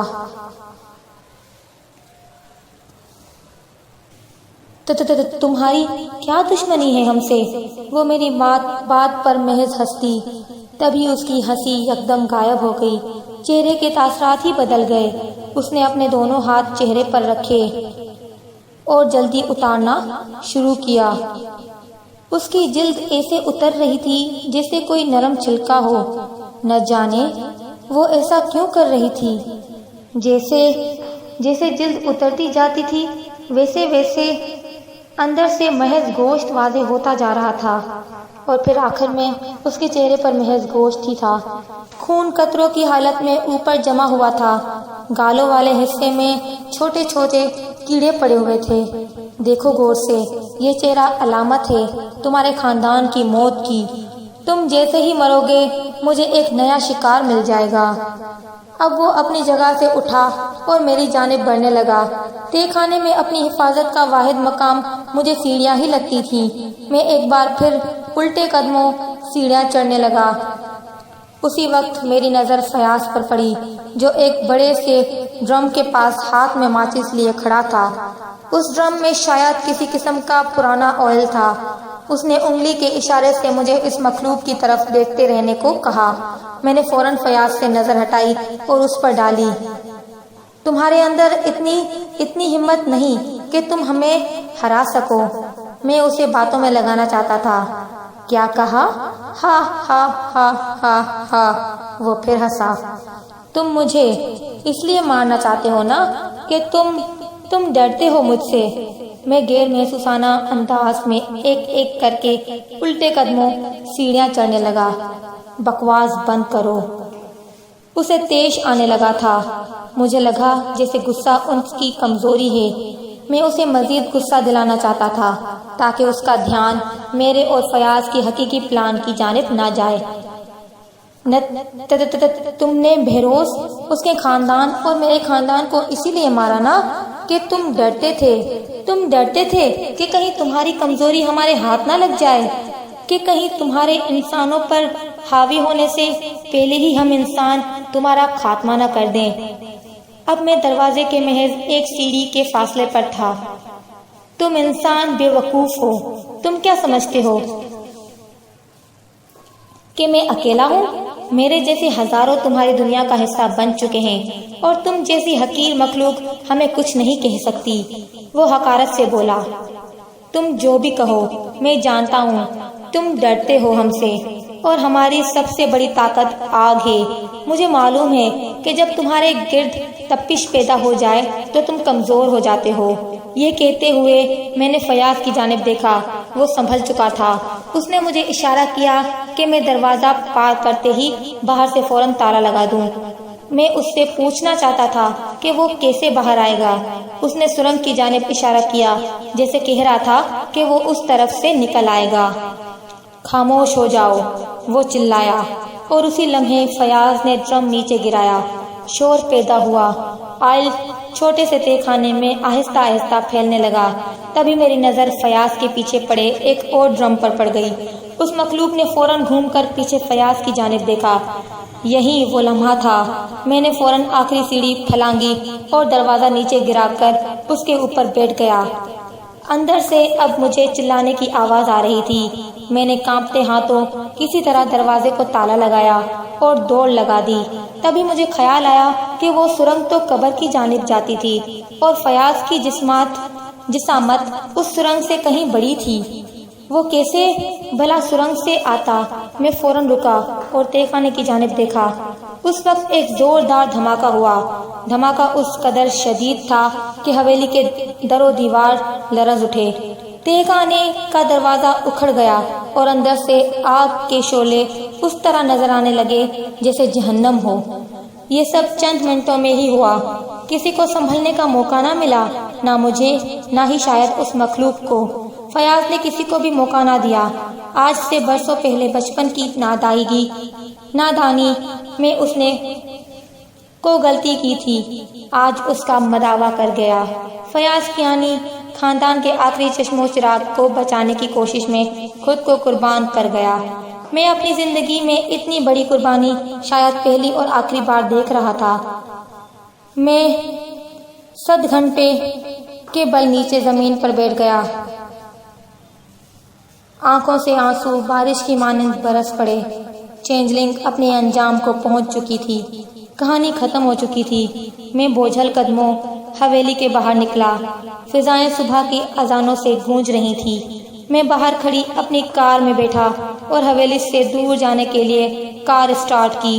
تبھی میرے ذہن میں اس کے جملے گونجے، تم انسان بے وقوف ہو، تم کیا سمجھتے ہو کہ میں اکیلا ہوں؟ میرے جیسے ہزاروں تمہاری دنیا کا حصہ بن چکے ہیں اور تم جیسی حقیر مخلوق ہمیں کچھ نہیں کہہ سکتی۔ میں نے اپنا ارادہ ترک کر دیا، گاڑی روکی اور واپس حویلی کی جانب بڑھا، نئے عزم اور بااعتماد قدموں کے ساتھ۔ ہم انسان حقیر نہیں، عظیم ہیں۔ تمہیں اگر کوئی کچھ کہہ سکتا ہے تو وہ ہم انسان ہی ہیں، اور ان میں فیاض کے بعد دوسرا انسان میں ہوں گا، میں نے سوچا۔ تو ویورز، چینجلنگ سیزن 2 کیسا لگا آپ کو؟ امید ہے آپ کو اس سسپینس بھری کہانی سے بہت لطف انداز ہوئے ہوں گے۔ ہمیں اپنی رائے ضرور بتائیے گا، کمنٹ سیشن میں اپنے کمنٹس ضرور دیجیے گا، اور ہمارا چینل سبسکرائب کرنا بالکل نہ بھولیے گا تاکہ نیکسٹ سٹوریز آپ کو جلدی سے جلدی مل جائیں۔